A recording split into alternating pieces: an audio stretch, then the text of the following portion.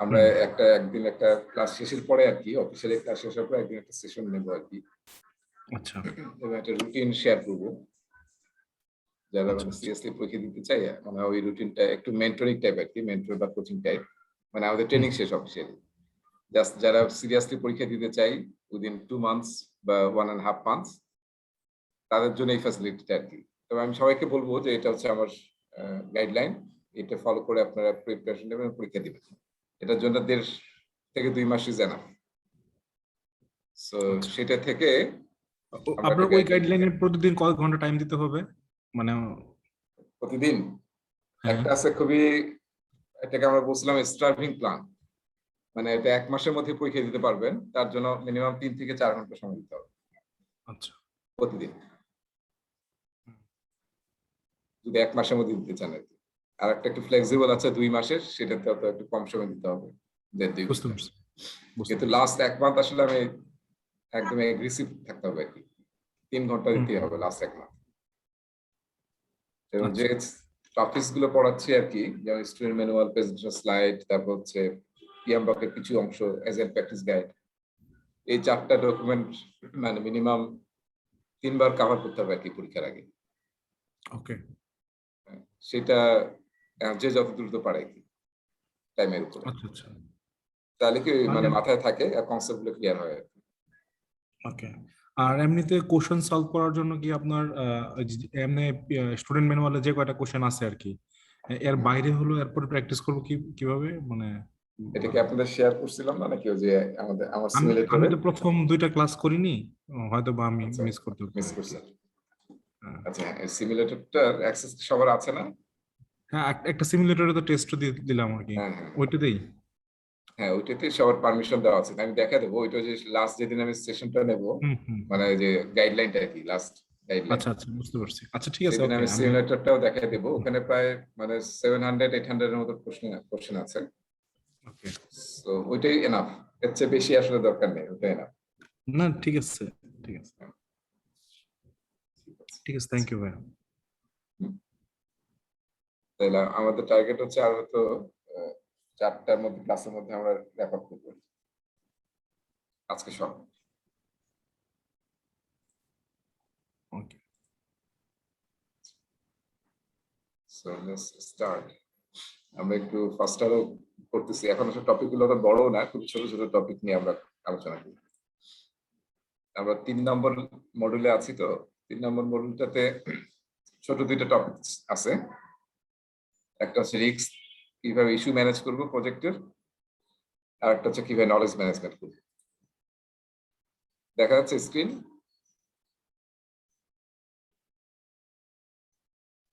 জি ভাই। হ্যাঁ, স্ক্রিন দেখতে পাচ্ছেন, সময় দেখা যাচ্ছে আমার কাছে।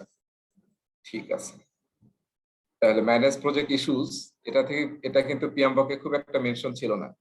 ফলে এটা এখান থেকে পড়াই যথেষ্ট, আর কোথায় যাওয়ার দরকার নেই। এখানে পড়াই যথেষ্ট, এবং এখানে আসলে আমার মনে হয় 3টা, মানে মিনিমাম 2টা বা 3টা প্রশ্ন আসবে এখান থেকে। খুবই সহজ, আমাদের মধ্যে 5-6টা মতো স্লাইড। আর এখানে একটা বেশি মানে ইম্পর্টেন্স দিচ্ছে পিএমআই, সেটা হচ্ছে রিস্ক এবং রিস্ক ভার্সাস ইস্যু, দুইটার মধ্যে পার্থক্য কি। এটা একটা টেবিল আছে দেখবেন স্টুডেন্ট ম্যানুয়ালে, মানে একটা টেবিল দিয়ে পার্থক্যটা বলছে। সো রিস্ক তো আমরা অলরেডি আলোচনা করছি, রিস্ক হচ্ছে ফিউচার ইভেন্ট, তাই না? হতেও পারে, নাও হতে পারে। আর ইস্যু হচ্ছে উল্টা কারেন্ট ইভেন্ট, মানে যেটা অলরেডি ঘটে গেছে আর কি, কারেন্ট, আমরা জানি হ্যাপেন। হ্যাঁ, সেটা হচ্ছে ইস্যু। এটা হচ্ছে মেইন পার্থক্য, একটা ফিউচার আর একটা হচ্ছে কারেন্ট। আর রিস্কের আরেকটা ইয়ে হচ্ছে যে রিস্ক হচ্ছে পজিটিভ হতে পারে, নেগেটিভ হতে পারে, তাই না? আমরা আলোচনা করছিলাম পজিটিভ রিস্ককে আমরা বলি অপরচুনিটি, আর নেগেটিভ রিস্ককে বলি আমরা থ্রেট। কিন্তু ইস্যুকে, মানে পিএম বকে এখানে যে গাইডলাইন, সেটা হচ্ছে issue always negative, issue always negative mean করে। আর রিস্ককে আমরা রাখি কোন ডকুমেন্টে, মনে আছে?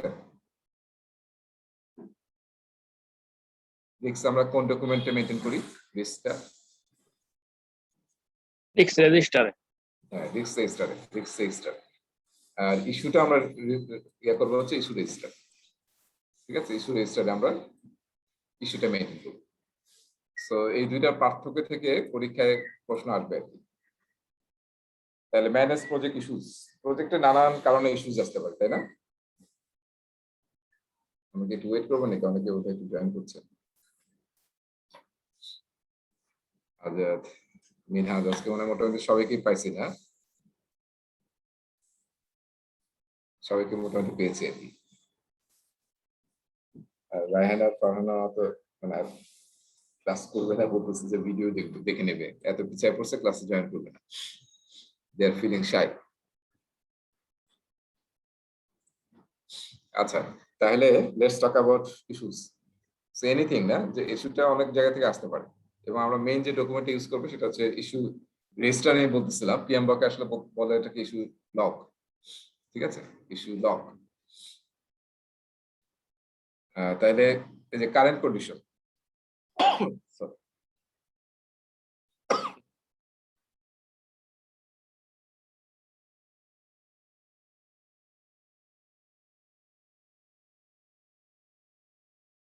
আচ্ছা, তাহলে ইস্যুর ডেফিনেশনটা আমরা মনে রাখতে হবে যে কারেন্ট কন্ডিশন।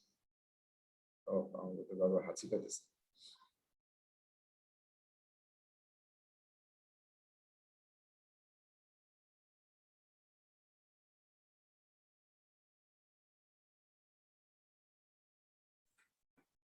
আচ্ছা, that may have an impact on the project objectives. আগের রিস্কের ডেফিনেশন ছিল ফিউচার ইভেন্ট, যেটা প্রজেক্ট অবজেক্টিভকে নেগেটিভলি অথবা পজিটিভলি ইম্প্যাক্ট করতে পারে।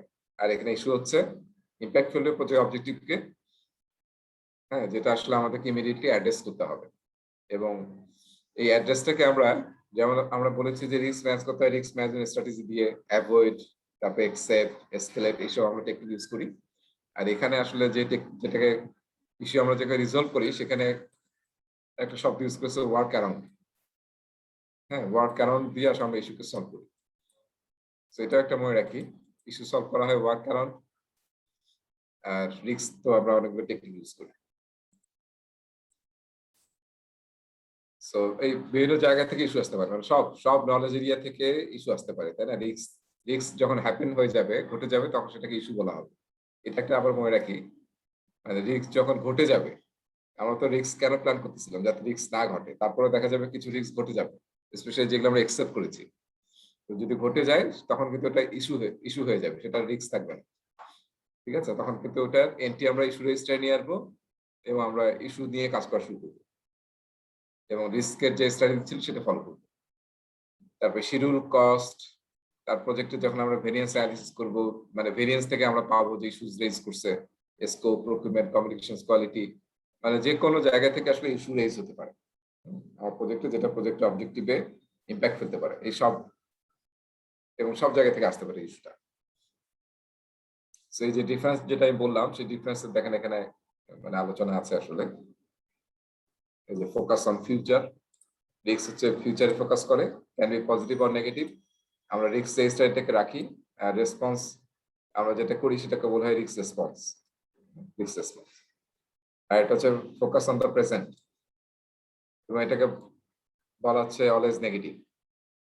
এটা একটা ডিফারেন্স মনে রাখি। ইস্যুকে মানে পিএমআই বলতেছে অলওয়েজ নেগেটিভ, আর ডকুমেন্টের নিদান ইস্যু লগ, আর যেটা আমরা রেসপন্স করি সেটাকে বলা হয় ওয়ার্ক অ্যারাউন্ড। এই স্লাইডটা থেকে একটা দুইটা কিন্তু প্রশ্ন পাবেন পরীক্ষায়, হ্যাঁ, এই স্লাইডটা থেকে। এবং এটা স্টুডেন্ট ম্যানুয়ালে আরো একটু ডিটেল আছে। আর যে ডকুমেন্টে আমরা ইস্যুটাকে রাখি সেটা হচ্ছে ইস্যু লগ। আমরা মনে হয় প্রায় সব প্রজেক্টেই ইস্যু লগ মেনটেন করি, তাই না? সব অর্গানাইজেশনে ইস্যু লগটা আছে। সো এনি ইস্যুস আমরা এখানে মেনটেন করি, এবং ইস্যু লগটা যদি আমরা খেয়াল করি, এই ইস্যু লগটাও এখানে আমার মনে হয় খুব ইম্পর্টেন্ট ইস্যু লগটা একটু খেয়াল করা। এখান থেকে একটা প্রশ্ন আসতে পারে, সেটা হচ্ছে ইস্যুর মধ্যে কি থাকে? প্রতিটা ইস্যু একটা আইডি থাকবে, ডেসক্রিপশন থাকবে, কবে ইস্যুটা ওপেন হয়েছে, রেইজ হয়েছে, এবং এটা আমরা কোন তারিখের মধ্যে এটা কমপ্লিট করতে পারবো, ইস্যুটাকে সলভ করতে পারবো, ওয়ার্ক আউট করতে পারবো। প্রায়োরিটি, এটাকে হাই প্রায়োরিটি, আমরা প্রায়োরিটি অনেকগুলো মেনটেন করতে পারি, হাই, মিডিয়াম, লো এরকম মেনটেন করতে পারি। অবশ্যই একজন ওনার অ্যাসাইন করতে হবে, এটা একদম মাস্ট। পরীক্ষা এর উপর একটা প্রশ্ন পেতে পারে যে ইস্যু যখনই রেজ হবে, হ্যাঁ, সলভ করার জন্য অবশ্যই একজন ওনারকে বা অ্যাকাউন্টেবলকে অ্যাসাইন করে দিতে হবে। আমরা যদি রেসি চ্যাটের কথা বলি, তাহলে এটা হচ্ছে অ্যাকাউন্টেবল। আর রেসপন্সিবল, হ্যাঁ, একজন একাধিক বা টিম হতে পারে। আর অবশ্যই আমরা একটা স্ট্যাটাস অ্যাকাউন্টিংও করবো, এটা কি ওপেন হয়ে গেছে, ওপেন আছে এখনো, ক্লোজ, নাকি অনগোয়িং, কাজ চলতেছে এটার উপর, এবং একটা নোটস বা কমেন্টস রাখবো। সো এই পয়েন্টগুলো একটু খেয়াল রাখি, এবং যখন ইস্যুটা ক্লোজ হবে এই ডেটে, তখন আসলে আমরা এটাকে ক্লোজ ডিক্লেয়ার করব।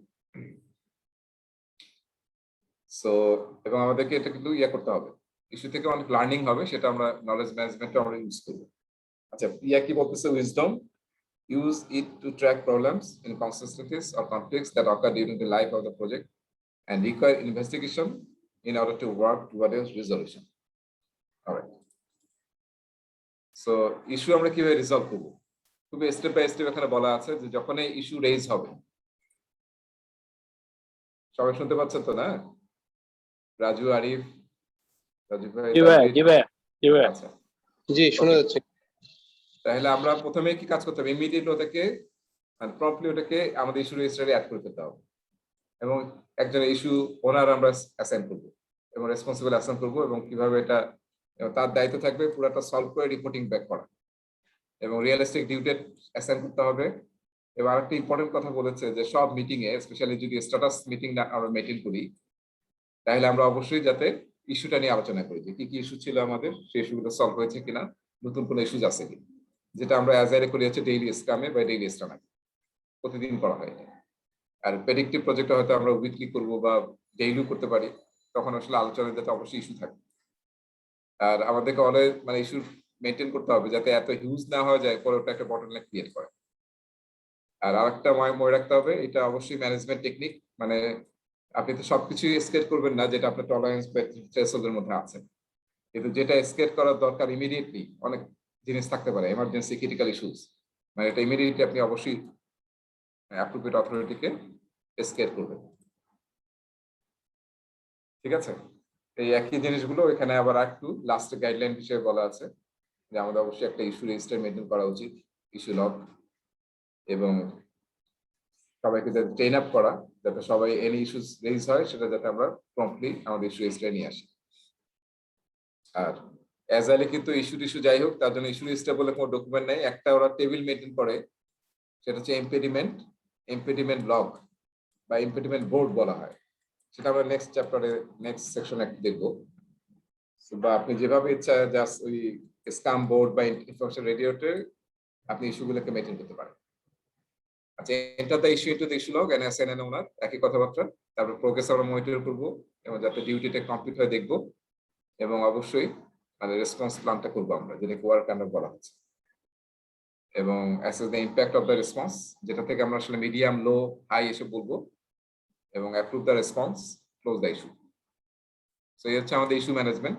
তো এখান থেকে কিন্তু খুবই সিম্পল একটা জিনিস দেখলাম, এবং কয়েকটা জাস্ট জিনিস আমাদের মাথায় রাখলে কিন্তু আমরা যে কোনো কোশ্চেন এক্ষেত্রে আশা করতে পারি। সো এটা থেকে আমরা মানে শিওর শর্ট আর কি 2-3টা প্রশ্ন যাতে অবশ্যই আমরা কারেক্ট করতে পারি সেটা টার্গেট করতে হবে। আচ্ছা, এই লেসনের বা এই মডিউলের 3 নম্বর module last topic, engage ensure knowledge transfer for project continue. So এই টপিকটা মনে রাখতে হবে, ইট ইজ মানে directly align to manage project knowledge. এই নামে একটা কিন্তু প্রসেস আছে, তাই না? কোথায় আছে প্রসেসটা? কোন নলেজ এরিয়াতে আছে? ইন্টিগ্রেশন হয়, ইন্টিগ্রেশন। হ্যাঁ, রাইট, ইন্টিগ্রেশনে এটা কিন্তু আছে। ইন্টিগ্রেশনে একটা প্রসেস হচ্ছে ম্যানেজ প্রজেক্ট নলেজ, মানে প্রজেক্টের সব নলেজকে ম্যানেজ করা। যত নলেজ আমাদের ক্রিয়েট হবে সেটা আমরা কি করব, সেটা আমরা আমাদের লেসন লার্ন রেজিস্টারে রাখবো। আর যে সেশনটা আমরা বলি ট্রেডিশনাল প্রজেক্টে, সেটা হচ্ছে লেসন লার্ন সেশন। আর অ্যাজাইলে কি বলা হয় সেশনটাকে? রেট্রোস্পেক্টিভ, তাই না? হ্যাঁ, সো রেট্রোস্পেক্টিভ অ্যাজাইল ইউজ করা হয়, এবং রেট্রোস্পেক্টিভ কিভাবে করা হয় সেটা নিয়ে আমরা অনেকবারই আলোচনা করছি।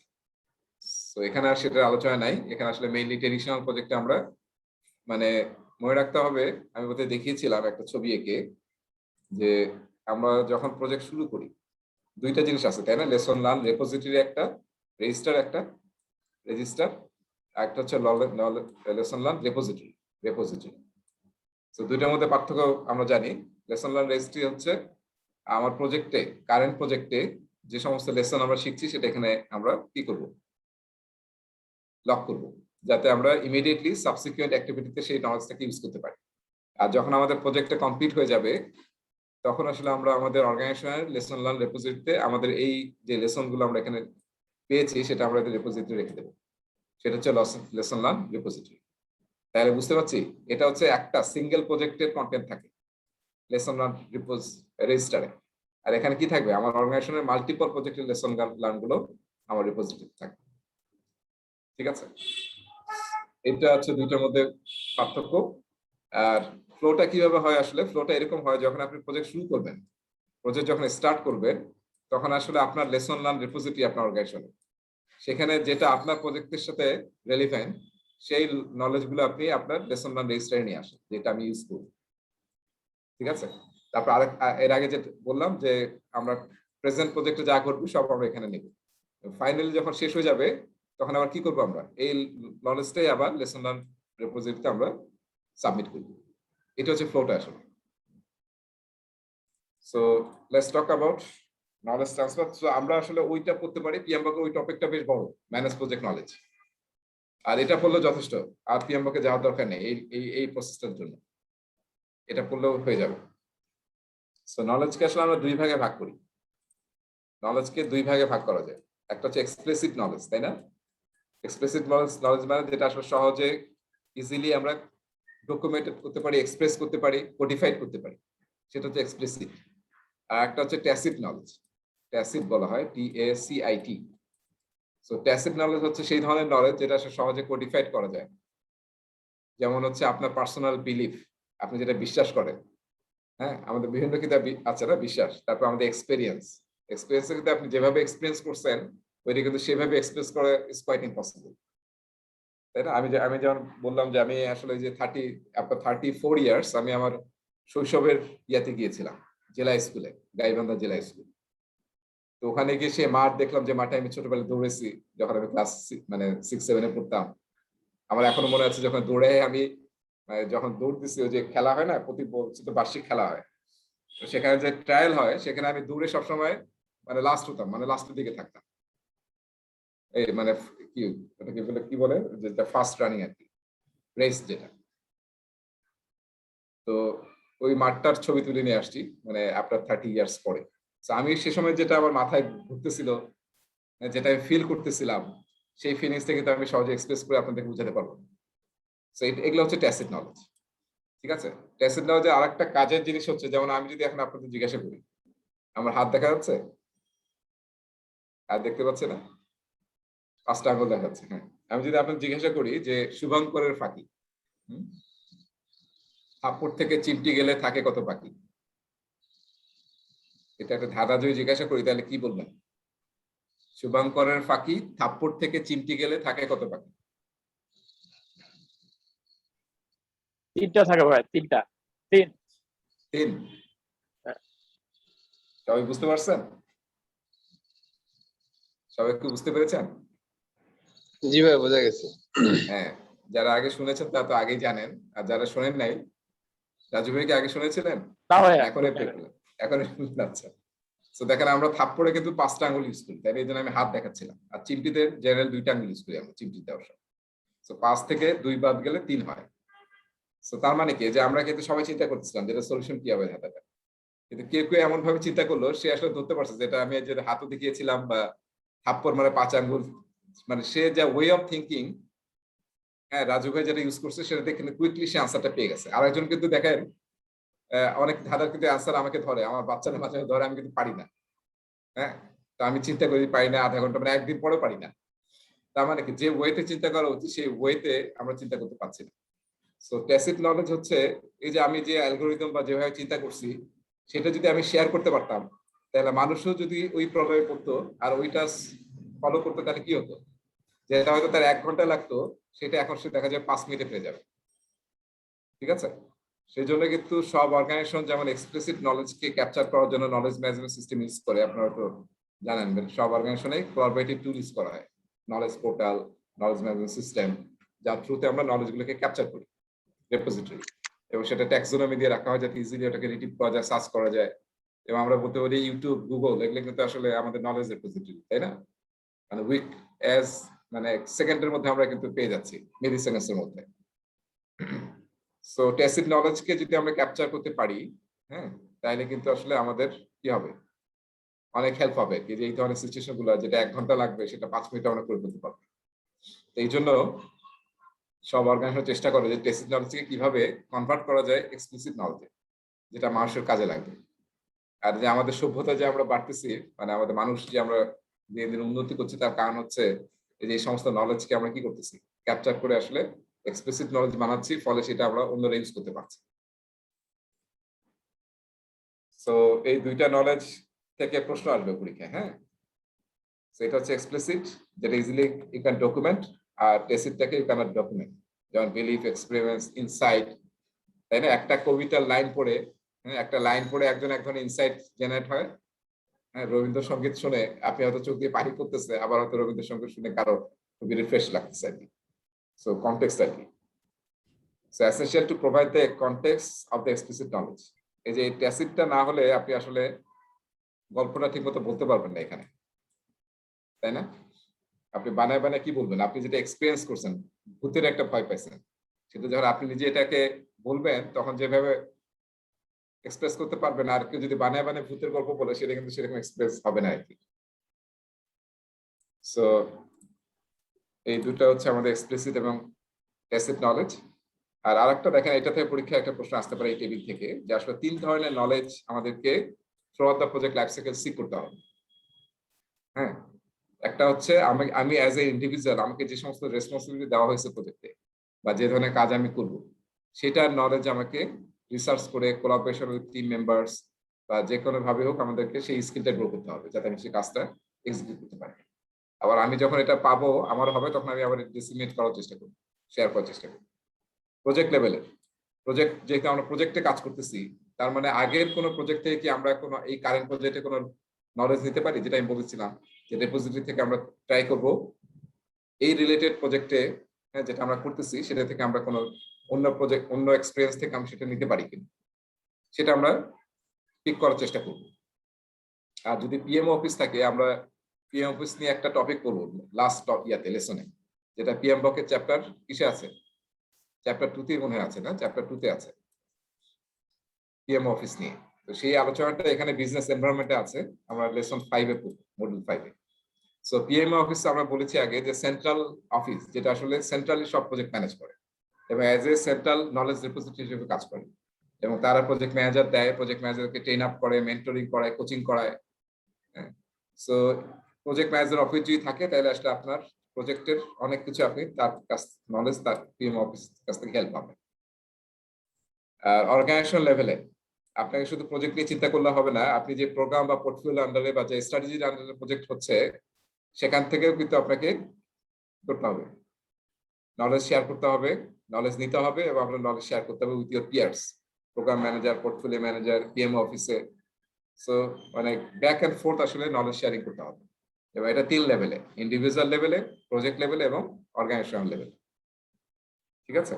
পরীক্ষা সিম্পল প্রশ্ন আসবে, আপনারা দেখবেন যে এই যে স্টুডেন্ট ম্যানুয়ালে কিন্তু 4-5টা প্রশ্ন আছে এই চ্যাপ্টারের পরে, সেখানে এটার উপর একটা প্রশ্ন আছে, এই টেবিলটার উপরে, যে কোন কোন লেভেলের নলেজ আমাদের এক্সারসাইজ করা উচিত through out the project. Lesson learn নিয়ে আমরা কথা বলেছি, যে আমরা যে লেসন শিখবো সেটা আমরা লার্ন করবো, সেটাকে ডেফিনেশন আছে যে নলেজটা আমরা গেইন করছি প্রজেক্টে, ডিউরিং দ্য প্রজেক্ট, সেটা হচ্ছে লেসন লার্ন। ট্রেডিশনাল প্রজেক্টে আমরা লেসন লার্ন সেশন করি, আর রেট্রোস্পেক্ট করেছে এজাইলে। এবার আসলে আমরা কেন লেসন লার্নটা এত প্রায়োরিটি দিচ্ছি? Knowledge gain during a project can be useful to subsequent phases, তাই না? সাবসিকুয়েন্ট অ্যাক্টিভিটি কিন্তু আমরা ইউজ করতে পারি। সো অনেকের কিন্তু রং ধারণা আছে, এটার উপর প্রশ্ন একটা পেতে পারেন পরীক্ষায়। আমরা অনেকে মনে করি যে নলেজ বোধহয় শেয়ার করতে হবে বা ক্যাপচার করতে হবে একদম লাস্টে গিয়ে, প্রজেক্ট যখন ক্লোজিং হবে, তখন আমরা যা নলেজ শিখেছি সেটা আমাদের সবার সাথে শেয়ার করবো, অর্গানাইজেশনের সাথে। সেটা কিন্তু না। হ্যাঁ, যখনই নলেজ পাবো তখনই আমরা লেসন লার্ন রেপোজিটরিতে করবো, যাতে আমরা সাবসিকুয়েন্ট ফেজে বা অ্যাক্টিভিটিস ওটা ইউজ করতে পারি, এবং include both positive and negative, তাই না? আমাদের শেখা কি সবসময় পজিটিভ হয়? নেগেটিভ অনেক কিছু আমরা শিখি, ফেইলুর থেকে আমরা শিখি। এজেল একটা শব্দ খুবই পপুলার, শব্দটা হচ্ছে ফেইল ফাস্ট, শুনেছেন? হ্যাঁ, এই শব্দটা এজেলে খুবই পপুলার, অনেকে এখন দেখবেন ইউজ করবে, ফেইল ফাস্ট। তার মানে এজাইলে যে খুবই কুইকলি ইটারেটিভ এন্ড ইনক্রিমেন্টালি কিছু তৈরি করে, তার মানে হচ্ছে করে ফিডব্যাক নেই, ফেল করলে আগে তাড়াতাড়ি ফেল করি। এই যদি 6 মাস পরে গিয়ে ফেল হই, তাই তো আসলে 6 মাসে ইনভেস্টমেন্ট চলে গেল। বেটার 2 সপ্তাহের মধ্যে জিনিসটা দেখে কাস্টমার ফিডব্যাক নেই, যদি কাস্টমার বলে এটা নো, এটা হয়নি, তাহলে আমি কি করলাম, ফার্স্ট ফেল করলাম, এতে কি হলো আসলে, এটাকে বলা হয় what we get actually, that is known as validated learning. Very important. আপনারা হয়তো একটা বইয়ের নাম শুনেছেন, নামটা হচ্ছে লিন স্টার্টআপ। লিন স্টার্টআপ কেউ পড়েছেন কিনা জানি না এখানে। এরিক রাইসের, হ্যাঁ, এরিক রাইস। সো ওনার বই কিন্তু এটা মানে খুবই একটা যেটা আসলে অ্যাজাইলের সব জায়গায় এটা মেনশন করা হয়, যে আমরা আসলে কি করব, ফেল ফাস্ট করবো এই জন্য যাতে আমরা লার্নিংটা আমাদের, ফেল করলাম তাহলে কি হলো, লার্নিংটা হলো কিন্তু একটা, এবং সেই লার্নটা ভ্যালিডেটেড লার্নিং, মানে আমরা অলরেডি টেস্ট করে ফেল করে শিখছি। সো এই ভ্যালিডেটেড লার্নিংটা আমাদেরকে হেল্প করবে। ভ্যালিডেটেড লার্নিং শব্দটাকে ওরা এখন ফেল ফাস্ট না বলে পজিটিভলি বলা হচ্ছে লার্ন ফাস্ট এন্ড পিভট। এই শব্দটা লিড স্টার্টআপ থেকে নেওয়া হয়েছে। পিভট, পিভট মানে কি, আমরা একটা ডিরেকশনে যাচ্ছিলাম, ওই যে যারা আর্মিতে দেখছেন না, বলে যে অ্যাবাউট টার্ন, উল্টা ঘুর, তখন কি মানে ডান পায়ে স্থির থাকে, ঘুরে কিন্তু উল্টা হয়ে যায় সে। সো পিভট মানে কি, আমি একটা ডিরেকশনে যাচ্ছিলাম কিন্তু আমার উদ্দেশ্য ঠিক আছে, এটাকে আবার সরে যাওয়া যাবে না, কিন্তু ওটা যদি ফেল করছে তাহলে আমরা এখন অন্য ডিরেকশনে যাবো, যেদিক দিয়ে আমরা পাস করতে পারবো। ঠিক আছে, খালি ফেলের দিকে যাবো না, পিভট করবো। সো সেই validated learning is very important. হ্যাঁ, সব জায়গায়, পার্সোনাল লাইফ, প্রজেক্টে, সব জায়গায়, এবং এন্টারপ্রেনারশিপেও খুব ইম্পর্টেন্ট। আর আমরা অবশ্যই এটা অলওয়েজ বলতেছি যে reinvent the wheel, we should not do this. যেটা অলরেডি টেমপ্লেটস আছে, নলেজ আছে এটা, এবং ভ্যালিডেটেড লার্নিং আছে, সেটা আমরা ইউজ করে বেটার করার চেষ্টা করব, প্রতিবারই নতুন কিছু করার চেষ্টা করব। এবং লং টার্ম লার্নিং টুল, এই যে লেসন লার্ন যদি আমরা করি তাহলে আমাদের অর্গানাইজেশন কিন্তু কি হবে, ধীরে ধীরে কিন্তু আরো ম্যাচিউর হবে, আমরাও ম্যাচিউর হব। আর যখন একটা এমপ্লয়ি অর্গানাইজেশন থেকে চলে যায় তখন কিন্তু সে একা যায় না, তাহলে মানে লার্নিং এবং নলেজও নিয়ে যায়। ফলে আমরা যদি এরকম লার্নিং টুল ইউজ করি, ট্যাসিট নলেজকে এক্সপ্লিসিট করে নিতে পারি, তাহলে কিন্তু অর্গানাইজেশনের বেনিফিট হবে, নাহলে কিন্তু অর্গানাইজেশন সাফার করবে। আচ্ছা, এরপরে দেখেন লেসন লার্ন। আচ্ছা, কনসিডারেশনস ফর লেসন লার্ন। মানে লেসন লার্ন আপনার, এই আমার একটা প্রজেক্টে আমার মনে আছে, আমাদের প্রজেক্টে প্রায় 1.5 বছরের মধ্যে লম্বা ছিল। তো আমি প্রজেক্ট করার সময় অনেক কিছু শিখতেছিলাম, মানে অনেক নতুন নতুন জিনিস পাচ্ছিলাম। আমার কাছে খুব মনে হচ্ছিল যেটা অর্গানাইজেশন যদি আমি বলতে পারতাম তাহলে আসলে সবার খুব লাভ হতো যারা প্রজেক্ট করতেছে। হ্যাঁ, মানে অনেকগুলো টেকটিক্স, তারপর অনেক কিছু আমি শিখি, মনে হয়েছিল যে এটা ইমিডিয়েটলি আমার অর্গানাইজেশনকে জানা দরকার। কিন্তু তখন যে অর্গানাইজেশন ছিলাম ওখানে আসলে নলেজ লার্নিং এর এরকম কোনো প্ল্যাটফর্ম ছিল না যে আমরা লার্নিং সেশনগুলোকে শেয়ার করি, বা মাসে বা উইকলি আমরা বসি, এরকম কিছু ছিল না। ইভেন প্রজেক্ট শেষে যে নলেজটা শেয়ার করবো তাও ছিল না। তো পরে আমি দেখেছি, আমি এটা লেখার চেষ্টা করেছিলাম এক জায়গায় যে এই জিনিসগুলো আমি শিখেছি। পরে আমি যখন লাস্টে গিয়ে লেখার চেষ্টা করছি তখন দেখছি আমি অনেক কিছু ভুলে গেছি। সো মানে schedule at the right time. হ্যাঁ, লেসন লার্নটা আসলে ঠিক সময়, টাইম, কাজটা ঠিক সময় করতে হবে। সেই জন্য দেখেন অ্যাজাইলে কি করা হয়, প্রতি ইটারেশনের পরেই লেসন লার্ন সেশন, যাতে আমরা যা শিখলাম সেটা ইমিডিয়েটলি যাতে আমরা থেকে অ্যাপ্লাই করতে পারি, ক্যাপচার করতে পারি। সো এটা কিন্তু ট্রেডিশনাল প্রজেক্টে আমাদেরকে ওইটাতে বের হয়ে আসতে পারবে যে আমরা 6 মাস পরে, 1 বছর পরে করবো, এরকম না। আপনি একটা প্ল্যান করেছে মান্থলি আমরা একটা লেসন লার্ন সেশন করি। হ্যাঁ, টিম নিয়ে বসেন, পিএম অফিসের সাথে বসেন এবং তাদেরকে নলেজ শেয়ার করেন। এবং যখন আমরা লেসন লার্নের মধ্যে কিন্তু কনফ্লিক্ট ম্যানেজমেন্ট রিলেটেড নলেজ, ভেন্ডরের সাথে যে কাজ করছেন তার নলেজ, কাস্টমারের সাথে কাজ করার নলেজ, স্ট্র্যাটেজি, ট্যাকটিক্স, যেসব জিনিস আপনি খাটাইছেন, ইউজ করছেন এবং সাকসেসফুল হয়েছেন বা ফেল করছে, সেগুলোকে মানুষের সাথে শেয়ার করেন। তাহলে আমরা কোন ডকুমেন্টে এটাকে রাখবো, যে ডকুমেন্টটাতে লেসন লার্ন গুলোকে রাখবো সেটাকে বলা হচ্ছে লেসন লার্ন রেজিস্টার। আর আমরা যেটা কালেকটিভলি মাল্টিপল প্রজেক্টের লেসন গুলোকে রাখি সেটা হচ্ছে রেপোজিটরি। ঠিক আছে, সো মানে লার্নিং কিন্তু একটা কালচার ব্যাপার, তাই না? সবাই কিন্তু শিখাতে চায় না, অনেকে শিখতেও চায় না, অনেকে শিখাতেও চায় না। তো চেষ্টা করতে হবে যাতে কালচারে একটা শিফট করা যায়। প্রজেক্ট ম্যানেজারের একটা দায়িত্ব হবে, স্পেশালি আপনার অ্যাজাইল থেকে আমরা শুরু থেকে করে আসতেছি, কিন্তু অ্যাজাইলকে কোচ বলা হচ্ছে, তাই না? ট্রেনিং দিবে, কোচিং দিবে, মেন্টরিং করাবে। তার মানে কি, মানে সবার যাতে গ্রোথ মাইন্ডসেট থাকে, যে আমরা শিখতে চাই। Even the servant leader, agile coach, সবাই যাতে শিখতে চায় এবং গ্রো করতে পারে। এবং আরেকটা কিন্তু আমরা বলেছিলাম যে অ্যাজাইলে আমরা অনেক ট্রাই করি জেনারেলাইজিং স্পেশালিস্ট তৈরি করার জন্য। তার মানে আমরা হয়তো সব অর্গানাইজেশন এখন এইভাবে আছে যে আসলে কি, মানে আই শেপ লোকজন আছে, সো মানে আরো রেজিলিয়েন্স তৈরি হবে, বেটার পারফরমেন্স হবে, স্পট দূর হয়ে যাবে যদি আমরা জেনারেলাইজ স্কিল হতে পারি। তো সেটা কিন্তু অলওয়েজ সিক করতে হবে, এটাকে নলেজ ম্যানেজমেন্টের একটা পার্ট, যে আমরা কিভাবে নিজেরা ধীরে ধীরে জেনারেলাইজ স্কিল লোকজন হতে পারি। ওকে, সো এখানে জাস্ট কিছু অ্যাডভাইস বলা আছে যে leadership to communicate the organization's vision and inspire the project team to focus on the goals of the project. Facilitation to effectively guide a group to successful solution to a problem. এগুলো থেকে আসলে আমরা knowledge পাবো। Political awareness, keep the project manager aware of the organizational political environment. আর আমরা knowledge sharing এর জন্য কি করব? নেটওয়ার্কিং করব। Networking to facilitate relations among project stakeholders so that knowledge is shared at all levels. All levels মানে কি? Individual লেভেলে বা পার্সোনাল লেভেলে, প্রজেক্ট লেভেল এবং অর্গানাইজেশন লেভেল। এই কালচারটা কিন্তু অর্গানাইজেশনে গ্রো করতে হবে, এবং অর্গানাইজেশনে কিন্তু ফেল করে, মুখ থুবড়ে পড়ে যদি একটা অর্গানাইজেশন অলওয়েজ শিখতে না থাকে অ্যাজ এ অর্গানাইজেশন হোক, তাহলে কিন্তু তারা ফেল করবে। তো তাদেরকে কিন্তু অলওয়েজ শিখ করতে হবে, নতুন নলেজ, নতুন অপরচুনিটি, মার্কেটে কি হচ্ছে সেটা কিন্তু অলওয়েজ জানতে হবে। লাস্টে কিছু চমৎকার আছে যে ওয়ার্কিং এনভায়রনমেন্ট এক্সপেকটেশনস, এখানে কিছু গাইডলাইন আছে যে আমাদের আসলে ওয়ার্কিং এনভায়রনমেন্টটা কেমন হওয়া উচিত নলেজ শেয়ারিং এর জন্য। সো প্রথম কথাই মনে রাখতে হবে, নলেজ ইজ নট কনস্ট্যান্ট। গতকাল যেটা ভালো ঠিক মতো কাজ করছে, আজকে কিন্তু দেখা যাবে সেটা আর কাজ করতেছে না, সেই নলেজটা এখন কাজে লাগতেছে না।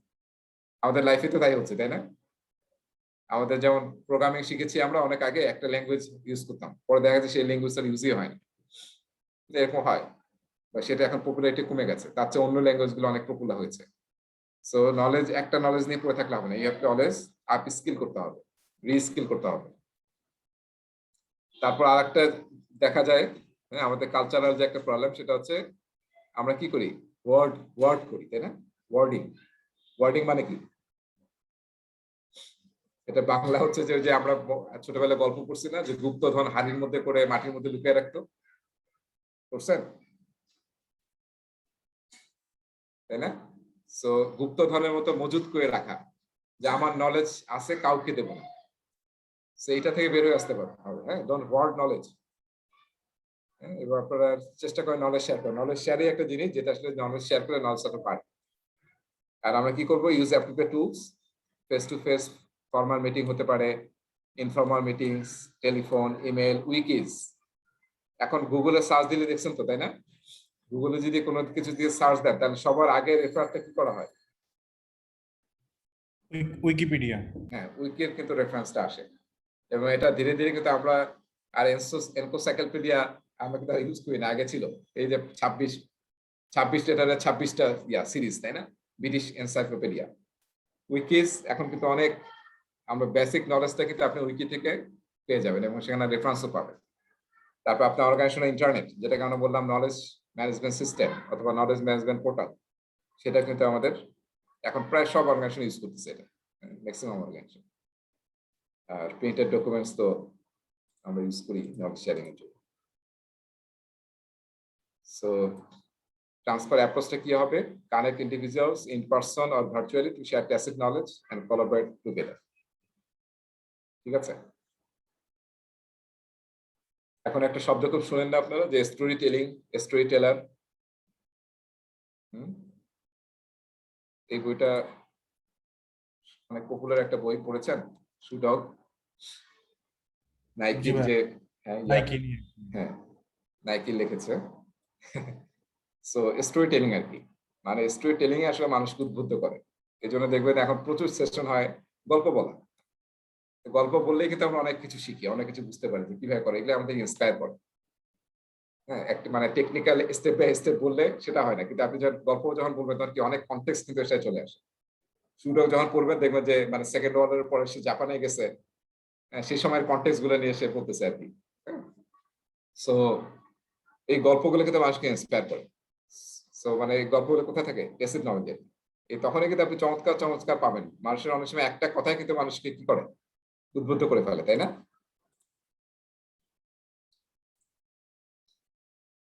সো এই জিনিসগুলো আমাদের অ্যাপ্রোচ ফলো করতে হবে।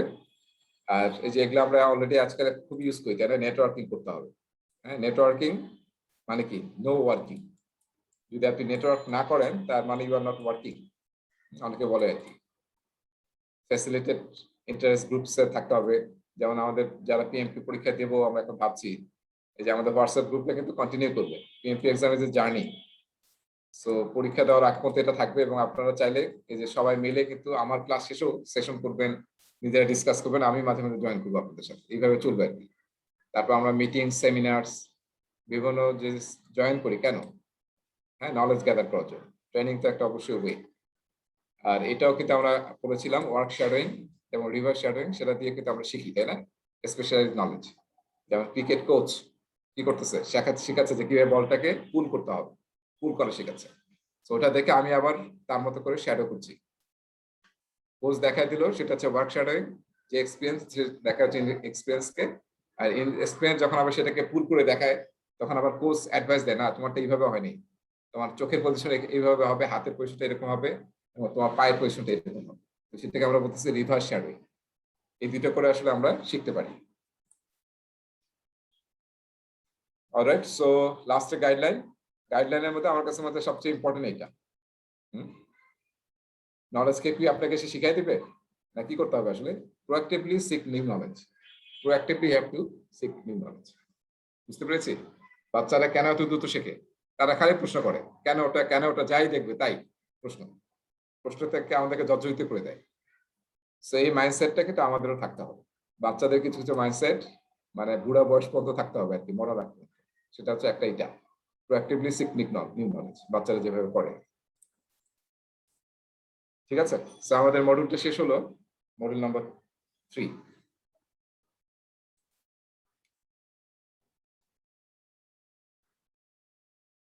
ওকে, আমরা এবার যাচ্ছি মডিউল 5-এ। মডিউল 5-এ না তো মডিউল 4-এ।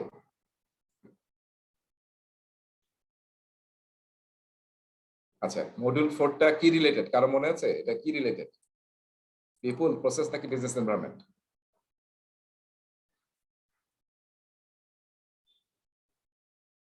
পিপল না ভাইয়া, টিম বিল্ডিং। হ্যাঁ, পিপল। ঠিক আছে। তো মানে দুইটা লেসন কিন্তু পিপল রিলেটেড। একটা লেসন 1 যেটা ছিল creating a high performing team, মানুষ নিয়ে কথা বলতেছে। আর এখানে আবার আমরা আসলাম 4 নম্বরটা lesson, keeping the team on track. ঠিক আছে, এখানে আসলে আমরা মেইনলি যে প্রসেস নিয়ে কথা বলবো, কিছু কিছু প্রসেস এখানে আছে, সেগুলো আসলে রিলেটেড টু হচ্ছে মনিটরিং এন্ড কন্ট্রোলের প্রসেস। মনিটরিং এন্ড কন্ট্রোলের প্রসেস গুলো এখানে মেনশন আছে। আর এখানে আসলে মেইনলি পুরোটা আছে পিপল রিলেটেড, এবং এখানে 7টা টপিক আছে, 7 টপিকস। আর লেসন 1-এর কয়টা টপিক ছিল? 7টা টপিক ছিল। আর লেসন 4-এও 7টা টপিক। তার মানে পিপল নিয়ে আসলে আমাদের 14টা টপিক কভার করতে হবে, এবং এই 14টা টপিক থেকে 42% কোশ্চেন আসবে পরীক্ষায়। ঠিক আছে, আর আরেকটা জিনিস মনে রাখতে হবে, এই যে এখানে আমি বলতেছি পিপল থেকে 42% কোশ্চেন আসবে, তার মানে কি? তার মানে হচ্ছে এই 42%-এর মধ্যে কিন্তু 21% থাকবে অ্যাজাইল থেকে, আর 21% থাকবে কি থেকে? প্রেডিক্টিভ থেকে। হ্যাঁ, তার মানে অ্যাজাইলে কিন্তু পিপলের কথাগুলো আমরা অনেকবার শুনেছি, যে সেলফ অর্গানাইজিং, সেলফ ম্যানেজমেন্ট, তারপর ওখানে কমান্ড এন্ড কন্ট্রোল নাই, নিজেরা নিজেদেরকে অ্যাসাইন করবো, তারপর আমাদের ডেভেলপমেন্ট টিমের স্ট্রেট কি হবে, তারপরে প্রোডাক্ট টেট কি হবে, এগুলো সব পিপল রিলেটেড কথাবার্তা। ওগুলো থেকে কিন্তু 21% কোশ্চেন আসবে। ঠিক আছে, যেটা অ্যাজাইল প্র্যাকটিস গাইডের মেইনলি চ্যাপ্টার 4 এবং 5। সো এখানে আমরা কিছু টপিক অলরেডি দেখছেন যে কভার করছি আমরা। এই টপিকের মধ্যে সবচেয়ে বড় টপিক হচ্ছে এটা, সাপোর্ট টিম পারফরমেন্স। এটা সবচেয়ে বড় টপিক, এবং এখানে ম্যাথমেটিক্স আছে, আর্ন ভ্যালু ম্যানেজমেন্ট, যেটা আসলে আগে মানে পিএম বকে যেটা চ্যাপ্টার নম্বর 7-এ ছিল, কস্ট চ্যাপ্টারে। আমরা কিন্তু প্ল্যান এন্ড ম্যানেজ কস্ট চ্যাপ্টারটা পড়েছি, তাই না? কোথায় পড়েছি? কোন লেসনে পড়েছি? Plan and manage cost and budget lesson 2-তে পড়েছি, তাই না? লেসন 2-তে আমরা পড়েছি যেটা ছিল স্টার্টিং দা প্রজেক্ট, প্ল্যানিং করার সময়। তো সেখানে কিন্তু আর্ন ভ্যালু আমরা আলোচনা করি নাই, কিন্তু পিএম বকে ওই প্ল্যান এন্ড ম্যানেজ কস্ট বা চ্যাপ্টার নম্বর 7-এ কিন্তু চ্যাপ্টার নম্বর 7 পিএম বক, সেখানে কিন্তু আর্ন ভ্যালু নিয়ে ডিটেইল আলোচনা আছে। তো সেই আলোচনাটা আমরা এখানে টিম পারফরমেন্সের সময় করব, এখানে করব। সেই টপিকটা আসলে সবচেয়ে বড়, এবং এই টপিকটা আমি সবচেয়ে লাস্টে কভার করব। আর আরেকটা টপিক, নতুন টপিক আছে, যেটা হচ্ছে apply emotional intelligence to promote team performance. এই টপিকটা ইমোশনাল ইন্টেলিজেন্স নিয়ে আগে কথা ছিল পিএমবকে, কিন্তু খুবই অল্প কথাবার্তা ছিল। আর এখানে মানে হিউজ, বেশ বড় একটা টপিক এখানে কভার করছে। আর বাকি সব টপিকগুলো আসলে ছোট, এবং এরা অনেক কিছু আমরা অলরেডি পিপল রিলেটেড যখন পড়েছি, এবং অনেক জায়গায় আমরা অলরেডি মেনশন করছি এবং পড়ছি। ফলে ডুপ্লিকেশন অফ কিছু কনসেপ্ট এবং ইনফরমেশন আমরা এখানে দেখব। So let's start with the leader team. So leader team কিন্তু আমরা পড়ছি, মানে অ্যাজাইলের পার্টটা কিন্তু পড়েছি কোথায় মনে আছে? ওই যে সার্ভেন্ট লিডারশিপ পড়েছি, এটা চ্যাপ্টার নাম্বার কোথায় ছিল? চ্যাপ্টার 4 এ অ্যাজাইল প্র্যাকটিস গাইডে আমরা সার্ভেন্ট লিডারশিপের কিন্তু অনেক কিছু পড়েছিলাম, সেই ডিসকাশনটা এখানে আছে কিন্তু স্টুডেন্ট ম্যানুয়ালে। আর আর পিএমবকের কিছু জিনিস এখান থেকে আপনারা পড়বেন, সেটা হচ্ছে chapter 3, the role of the project manager. Role of the project manager, সেখানের সাথে এখানে কিছু মিল আছে, কিছু টপিক ওখান থেকে আছে। সো ওটা পুরোটা পড়া দরকার নেই, কিছু কিছু জিনিস যেটা এখানে মেনশন আছে সেটা আপনি হয়তো ওখান থেকে পড়তে পারেন। যেমন লিডারশিপ স্টাইল, আমরা এখানে শুধু সার্ভেন্ট লিডারশিপ নিয়ে বলা হয়েছে, কিন্তু স্টুডেন্ট পিএমবকে কিন্তু আরো কয়েকটা লিডারশিপ স্টাইল বলা হয়েছে, যেটা মেনশন দেখবেন যে স্টুডেন্ট ম্যানুয়ালে আছে কিন্তু ডেসক্রিপশন নাই। তো সেই অংশটা পড়তে পারেন। তারপর ডিলিং উইথ পিপল নামে একটা টপিক আছে, প্রজেক্ট ম্যানেজারকে কিভাবে ডিল করতে হবে। তারপর প্রজেক্ট ম্যানেজারের 3টা ট্রায়াঙ্গেলে জ্ঞান থাকতে হয়, নলেজ থাকতে হয় 3টা ডোমেইনে। এটা আমি আপনাদের দেখিয়েছিলাম মোস্ট প্রবলি, এবং আমাদের স্লাইডও আছে শুরুর দিকে। সেটা হচ্ছে একটা হচ্ছে টেকনিক্যাল, টেকনিক্যাল নলেজ থাকতে হবে। একটা হচ্ছে আপনার লিডারশিপ থাকতে হবে, এবং একটা হচ্ছে বিজনেস এবং স্ট্র্যাটেজি, বিজনেস এবং স্ট্র্যাটেজির নলেজ থাকতে হবে। সো টেকনিক্যাল নলেজ মানে প্রজেক্ট ম্যানেজমেন্টের নো হাউ। আর লিডারশিপ তো অবশ্যই থাকতে হবে, যেহেতু প্রজেক্ট ম্যানেজারকে এখন আর ম্যানেজারে বলা হচ্ছে না, সবাই বলতেছে প্রজেক্ট লিডার্স। সো আপনাকে লিডারশিপের স্কিলগুলো থাকতে হবে, এটা নিয়ে এখানে আলোচনা করা আছে, এবং আমরা অলরেডি আলোচনা করছি অনেক কিছু। সো ওগুলো আমরা মানে কুইকলি জাস্ট দেখে যাব। আর বিজনেস এবং স্ট্র্যাটেজি বুঝতে হবে, যেহেতু একটা স্ট্র্যাটেজি থেকে কিন্তু প্রজেক্ট আসে, তাই না? স্ট্র্যাটেজি থেকে পোর্টফোলিও, পোর্টফোলিও থেকে প্রোগ্রাম, তারপর প্রজেক্ট আসে। সো আমার অর্গানাইজেশন স্ট্র্যাটেজি বুঝতে হবে এবং বিজনেসকে বুঝতে হবে, এবং অনেক বিজনেস নলেজে কিন্তু আমাদের লাগবে, যেমন procurement knowledge, contracted knowledge, financial knowledge. হ্যাঁ, এই সমস্ত নলেজ কিন্তু আমাদের লাগবে, যেগুলো আসলে related to business and strategy. সেই 3টা ডোমেইনে কিন্তু আপনাকে এক্সপার্ট হতে হবে। এটাকে বলা হয় পিএমআই ট্যালেন্ট ট্রায়াঙ্গেল। আপনাকে আসলে ভালো প্রজেক্ট ম্যানেজার হতে হলে এই 3টা সাইডের বা 3টা ডোমেইনে আপনাকে এক্সপার্ট হতে হবে। এবং এই 3টা ডোমেইনের উপর কিন্তু এখন এই যে 3টা প্রসেস গ্রুপ, 3টা যে পরীক্ষা হচ্ছে, প্রসেস, পিপল এবং আরেকটা কি বিজনেস এনভায়রনমেন্ট, 3টা কিন্তু এটার সাথে কানেক্টেড। এই লিডারশিপ হচ্ছে পিপল, আর টেকনিক্যাল যেটা নলেজ, হ্যাঁ, সেটা হচ্ছে আপনার প্রসেস, প্রজেক্ট ম্যানেজমেন্টের প্রসেস। আর যেটা বিজনেস এবং স্ট্র্যাটেজি, সেটা হচ্ছে বিজনেস এনভায়রনমেন্ট। এই ট্রায়াঙ্গেলটা কিন্তু ডাইরেক্টলি কানেক্টেড টু আমাদের এক্সামের যে 3টা ডোমেইন সেটার সাথে। Okay, so let's talk about lead a team. এখানে আসলে ভুলক্রমে এই যে স্লাইডটা একটু ভুল আছে, আপনি একটু এটা স্টুডেন্ট থেকে দেখে নেবেন। এটা আসলে অন্য জায়গা থেকে আসছে, এটা আসলে লিড এ টিমের সাথে যায় না, এই ডেলিভারেবল টুলস গুলো। ঠিক আছে, একটু ভুল আছে, এটা একটি স্টুডেন্ট মেল থেকে কাইপ করে নেবেন। ওখানে যে ডেলিভারেবল টুলস আছে সেগুলো আসলে এখানে ইউজ হবে, all are related to leadership. তাহলে আমরা কিন্তু বলতেছি প্রজেক্ট ম্যানেজার, আমরা পড়েছিলাম কিন্তু প্রজেক্ট ম্যানেজার যদি ভুল হতে চান সাকসেসফুল, তাহলে কি হতে হবে? শুধু ভালো লিডার হলে হবে নাকি ম্যানেজমেন্ট স্কিলও থাকতে হবে?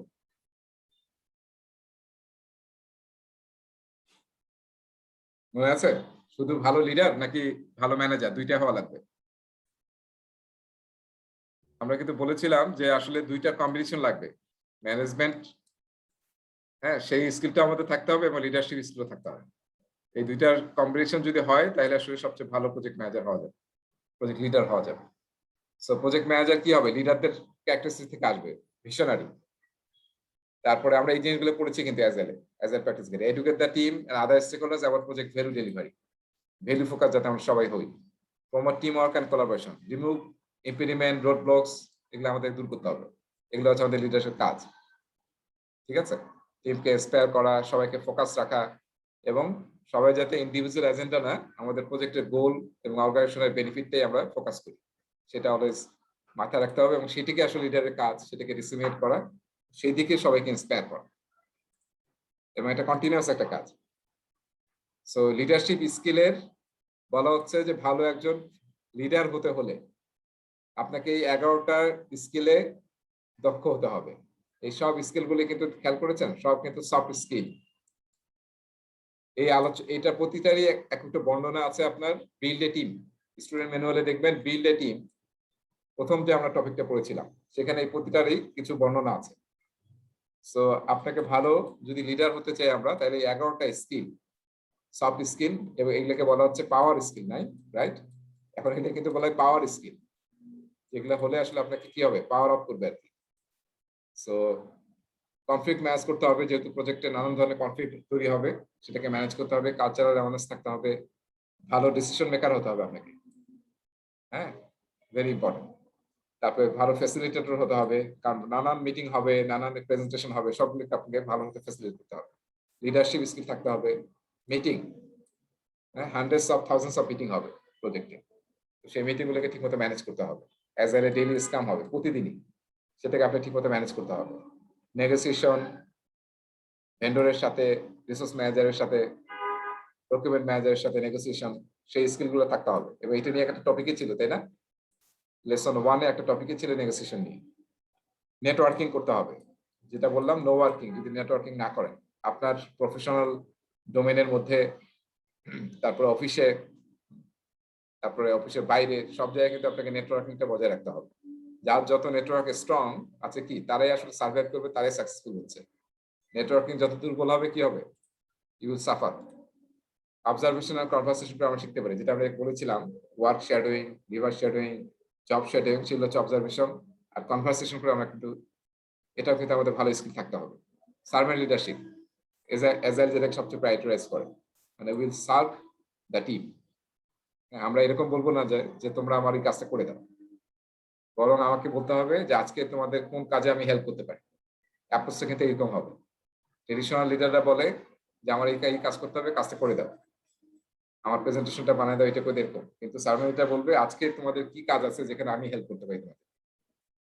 টিম বিল্ডিং, ঠিক আছে, টিম বিল্ডিং নিয়ে কাজ করতে হবে, কারণ টিমের কোহেসিভনেস এবং সলিডারিটি যদি না বাড়ে, ইউ ক্যান ডু এনিথিং, কোনো কাজে ঠিকমতো করা যাবে না প্রজেক্টের। ঠিক আছে, diversity, awareness and cultural competency, এটা নিয়ে অনেকবারই আমার কথা বলছি। সো আপনি যখন লিডারশিপ প্র্যাকটিস করবেন, তখন এই আপনাকে বি মাইন্ডফুল হতে হবে। তারপর হচ্ছে ওই diversification, location, industry, culture, religion, gender, age, এগুলোর উপর ডিপেন্ড করে কিন্তু আপনার কি হতে হবে, কমিউনিকেশন এবং ওপেননেস মেনটেন করতে হবে, যাতে ট্রাস্ট বিল্ড হয় টিমের মধ্যে। তারপর মোটিভেশন আর ওয়ার্কিং স্টাইল, এই যে বিভিন্ন এজের লোকজন বিভিন্নভাবে কাজ করে, ছেলেরা একভাবে কাজ করে, মেয়েরা একভাবে কাজ করে। সো এগুলো কিন্তু বুঝতে হবে, বুঝে আমাদেরকে কাজ করতে হবে। এবং এইটা সবার আগে মাথায় নেন, পিএমআই আসলে কখনোই অ্যাজাইল যেমন বলে যে সার্ভেন্ট লিডারশিপ প্র্যাকটিস করতে হবে, পিএমআই এর অ্যাপ্রোচ হচ্ছে এটা। কেউ আছেন, কেউ একটু পড়ে শোনাতে এটা অ্যাপ্রোচটা কি? কারণ এখান থেকে একটা প্রশ্ন আসবে এই যে এটার উপরে।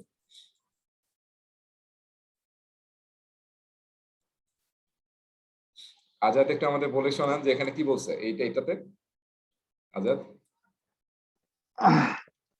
জি ভাইয়া, এখানে বলছে use a leadership approach and style that best suits the সিচুয়েশন অ্যান্ড দ্য স্টেক হোল্ডার্স। তার মানে এটা হচ্ছিল আমাদের যে লিডারশিপ অ্যাপ্রোচ এবং স্টাইলটা আমরা হচ্ছিল ইউজ করব, সেটা হচ্ছে যেন বেস্ট সুইট করে, এবং হচ্ছিল যেটা সিচুয়েশন এবং স্টেক হোল্ডার দুজনকে হচ্ছিল ম্যানেজ করতে পারে আর কি, বেস্ট সুইট করতে হবে। হ্যাঁ, আসলে এখানে টেক অ্যাওয়ে হচ্ছে আপনার কিন্তু এরকম না যে লিডারশিপ স্টাইল একটাই আমরা ফলো করবো, এর বাইরে যাবো না। সিচুয়েশনের উপর বেস করে আমরা অনেক সময় নানান ধরনের লিডারশিপ স্টাইল আছে, যেমন একটা আছে, যেমন আমরা সার্ভেন্ট লিডারশিপ এখানে পড়তেছি, আপনাদের স্টুডেন্ট ম্যানুয়ালে বা ইয়াতে দেখবেন যে আরো আছে, যেমন লেজেস ফেয়ারি আছে, তারপর হচ্ছে ইন্টারাকশনাল আছে, তারপর ট্রানজেকশনাল লিডারশিপ আছে, ট্রান্সফরমেশনাল লিডারশিপ আছে, তারপর ক্যারিসম্যাটিক লিডারশিপ স্টাইল আছে। সো আপনি আসলে সিচুয়েশনের উপর বেস করে আপনাকে সিচুয়েশন বলে দেবে যে কোন জায়গায় কোন ধরনের লিডারশিপ স্টাইল আপনি ইউজ করবেন। ঠিক আছে, তাহলে আসলে বেটার হবে। সিচুয়েশনের উপর বেস করে আপনি আপনার লিডারশিপ স্টাইলটাকে চেঞ্জ করবেন। বুঝতে পেরেছি? সো এটা মাথায় রাখি, এটা হচ্ছে আমাদের অ্যাপ্রোচ। এটা না যে সব জায়গায় আমরা শুধু সার্ভেন্ট লিডারশিপ ইউজ করি। যেমন একজন ধরেন যে আমরা এপিজে আব্দুল কালামের একটা বই আছে না, উইংস অফ ফায়ার। হ্যাঁ, উইংস অফ ফায়ারে উনি একটা জায়গায় লিখছেন যে উনি অফিসে গিয়ে প্রথম কাজ ছিল ওনার অফিসে গিয়ে অফিসের টেবিলটা নিজে মুছতেন।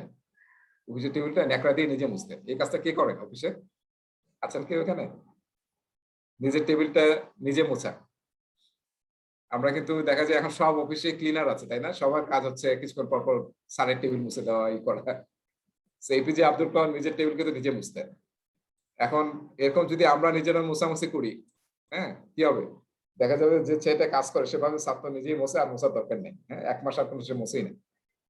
আসলে দেখতে হবে যে কোন জায়গায় আপনি কোনটা অ্যাপ্লাই করবেন। ঠিক আছে? এখন আপনি কোদাল নিছেন না? জিয়াউর রহমান যে খাল খনন করেছিল, কোদাল দিয়ে খাল খনন করছে। অনেকে গাছ লাগায়। তো ওনারা শুধু হাত ধরে, তাহলে কি হয়? ওই যে কয়েকদিন আগে মোদি ঝাড়ু দিল না রাস্তা, তার মানে কি? It is inspiring everyone.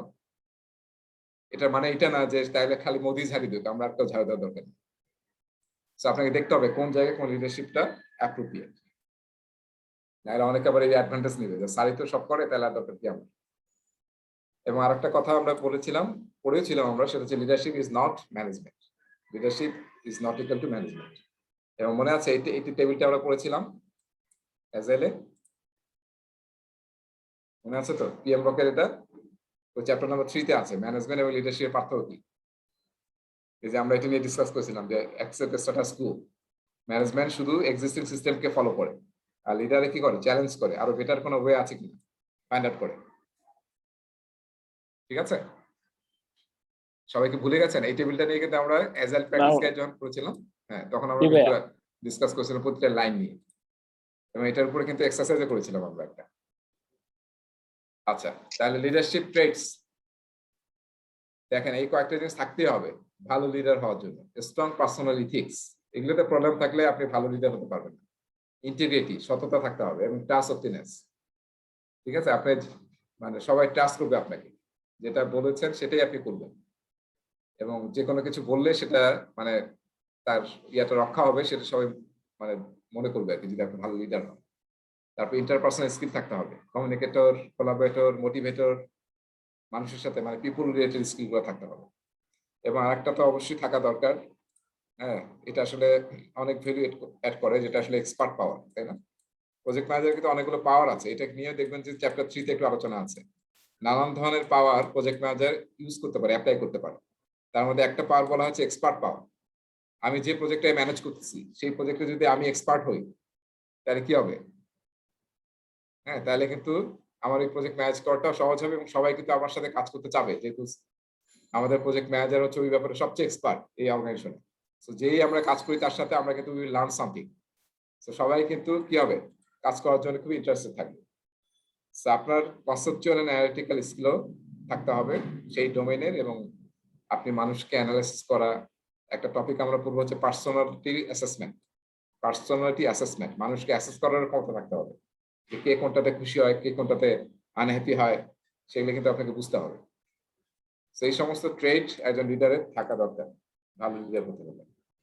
R servant leadership নিয়ে আমরা আগে পড়েছি অ্যাজাইলের চ্যাপ্টার 4 এর প্রথম টপিক আলোচনাটা হচ্ছে সার্ভেন্ট লিডারশিপ নিয়ে, এটা নিয়ে আমরা পড়েছি। স্যার, তার মানে কি? আমরা টিমকে সার্ভ করবো, আমাদের অ্যাপ্রোচটা ডিফারেন্ট হবে। আমরা অর্গানাইজেশনের নিজেদের ফিল করবো যে আমরা অর্গানাইজেশনের একদম টপ লেয়ার, বটম লেয়ারে আছি, আমরা সবাইকে সার্ভ করছি। এবং এই কথাগুলো আমরা তখন পড়েছিলাম। আমরা কি করব? Facilitate rather than manage. আমরা ম্যানেজ শব্দটা এখন বাদ দেবো, কি করবো? ফ্যাসিলিটেট করবো।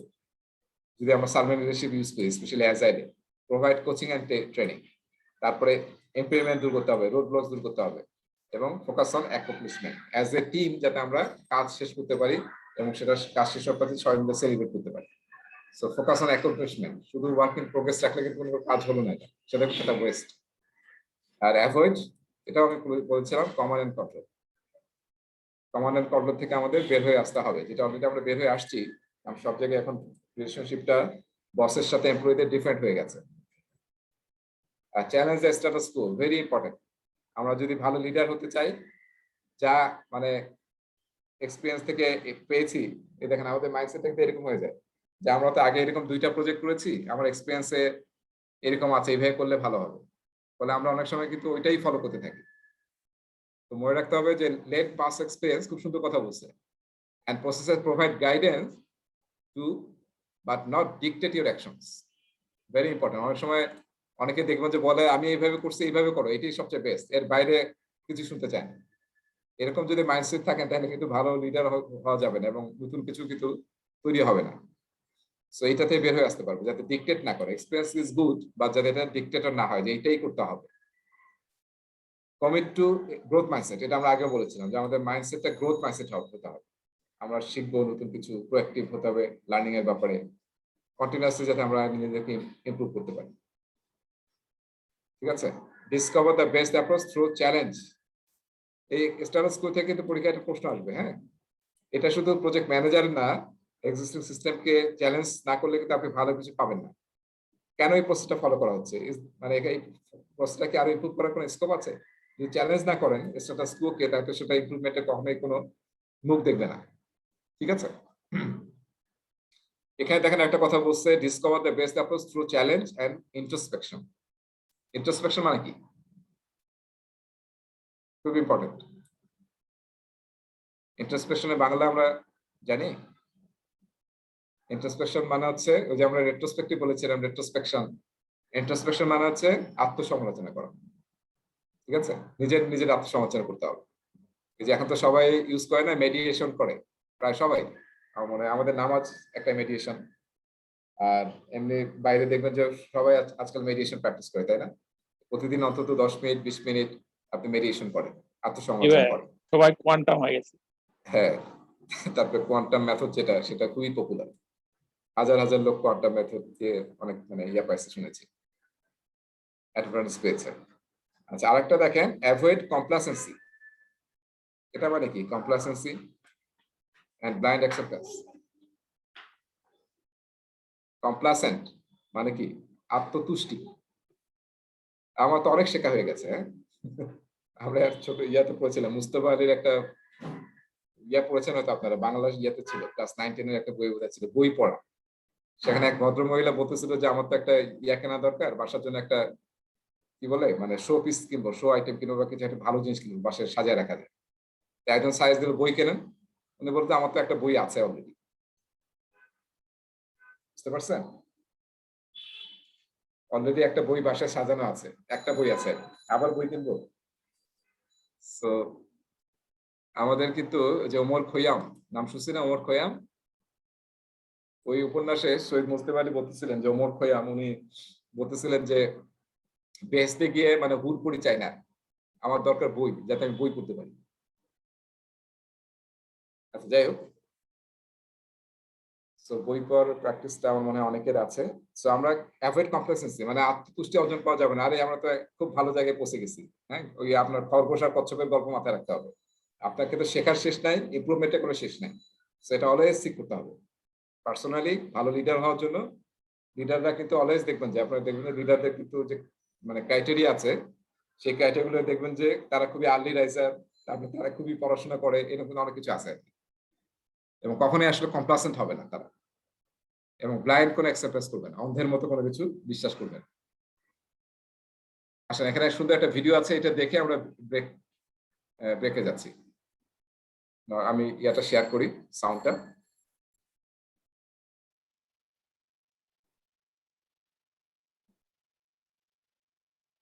Welcome to the Project Management Institute's Spotlight Series. This presentation will put a spotlight on successful persuasion. As a leader, you might need to influence people to change their minds. For example, get management approval for an expense during a spending freeze. Or you may want to persuade your boss to let you buy new equipment for your team. Here are some tips. The best way to influence decision makers to help you get results is to justify a business need. Understand that a real business need is based on your company's bottom line. It's something that either increases the company's profits or prevents losses. So first, define the problem or the situation you want to change. Then ask yourself, is what I want essential to the company, or is it just my own preference? If what you want doesn't support the company's bottom line, you won't be able to justify it as a business need. In that case, you should let go of it. Find out which resources you have versus the ones you're missing to be able to meet the business need. What material and personnel resources should you have? Create a checklist for the resources you've got and the ones you don't. Figure out where you can get the missing resources. Will obtaining them be cost-effective? Be flexible. Consider backup options and alternatives in case your first choices aren't available. Can you still fulfill the business need if you're missing one or more important elements? When you're trying to persuade others, you need to show them you did your homework. Compare your company now with where it will be if your plan is successful, and use numbers to state your findings whenever possible. Review the problem and your proposed solution from a big picture perspective and not just from your team's or department's point of view. Get everything in order. Then arrange a meeting with the people you want to influence, the ones who will be making a decision on whether to move forward with your idea. Before the meeting, think of ways to respond to possible objections and be open to alternate solutions. Your presentation should include a description of the situation along with data that backs up your cause. Offer suggestions on how to resolve the problem. It helps if you can get supporting observations from other associates who agree with your claim. But even with the support of your colleagues, expect to hear objections. Respond to the opposition with polite rebuttals, if you have any. Finally, write down and apply any useful ideas the decision makers offer you on how to solve the problem. You may not get everything you want, but justifying a business need will improve your chances. And that's one way to use influence to get results in your company. Thanks for using the PMI's Spotlight on Successful Persuasion. For more information, welcome to the... ঠিক আছে, আচ্ছা তাহলে আমরা ব্রেকে যাই, ব্রেকের পরে আসলে 5 মিনিট ব্রেকে যাই, তারপর আমরা শুরু করব। ঠিক আছে না? তাহলে আমরা 5 মিনিটসের ব্রেকে যাচ্ছি।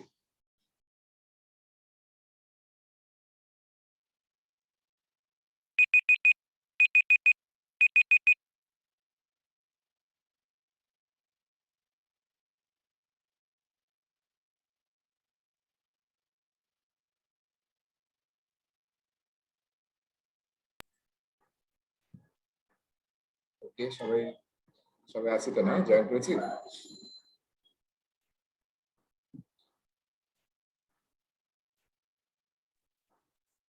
জি ভাইয়া, আছে ভাইয়া। আচ্ছা, let's start then. আচ্ছা তাহলে দেখেন, আমরা কিন্তু এই যে লিডারশিপ, লিড এ টিম, তো আমার টিমকে লিড করার জন্য আমার স্টেকহোল্ডার কিন্তু ভালো মতো বুঝতে হবে, জানতে হবে। 360 view of your stakeholder you have to get. So তার জন্য কিন্তু আমরা এই যে এটা কিন্তু দেখেছিলাম, তাই না? পাওয়ার, ইন্টারেস্ট, গ্রিড, এটা আমরা দেখেছিলাম যে স্টেকহোল্ডারকে যখন আইডেন্টিফাই করি তখন আসলে স্টেকহোল্ডারকে আমরা টু ডাইমেনশনাল গ্রিডে আমরা রিপ্রেজেন্ট করতে পারি। এবং যারা এখানে ফর এক্সাম্পল দেওয়া আছে যে এই যে মনিটর ফ্রাঙ্ক, যারা এই কোঅর্ডিনেটে পড়বে, মানে কি ইন্টারেস্ট কম, পাওয়ার কম, তাদেরকে আমরা মনিটর করবো। স্ট্র্যাটেজি হচ্ছে মনিটর করা। আর যাদের পাওয়ার, ইন্টারেস্ট হাই, পাওয়ার কম, তাদেরকে আমরা কিপ ইনফর্ম করবো। আর যাদের দুইটাই হাই, পাওয়ারও হাই, ইন্টারেস্টও হাই, তাদেরকে আমরা ক্লোজলি ম্যানেজ করবো। আর যাদের পাওয়ার হাই, তাহলে যাতে কোনোভাবে ডিসস্যাটিসফাইড না হয়, অলওয়েজ তাদেরকে কিপ স্যাটিসফাইড করতে হবে, যদিও তাদের ইন্টারেস্ট কম। আর আপনার ডিরেকশনটাও জানতে হবে যে আপনি এখানে প্রজেক্ট ম্যানেজার আছেন, আপনার সিনিয়র কারা, পিয়ার কারা, আপনার টিম কারা, তাদের সাথে ওয়ে অফ কমিউনিকেশন এবং তাদের কমিউনিকেশনের স্টাইলটা কি হবে সেটা আসলে আপনাকে ডিরেকশন ইনফ্লুয়েন্সটা বুঝে আপনাকে সেভাবে কাজ করতে হবে। আর অনেক, এটা যেমন 2 ডাইমেনশনাল একটা মডেল, অনেকে আবার সেলিয়েন্স মডেল ইউজ করে স্টেকহোল্ডারকে বোঝার জন্য এবং স্টেকহোল্ডারকে গ্রুপ করার জন্য। সেলিয়েন্স মডেলে আসলে ভেন ডায়াগ্রাম ইউজ করা হয় এবং 3টা ক্যাটাগরি দেখেন, একটা হচ্ছে পাওয়ার, লেজিটিমেসি, একটা হচ্ছে আর্জেন্সি অফ ইনফরমেশন।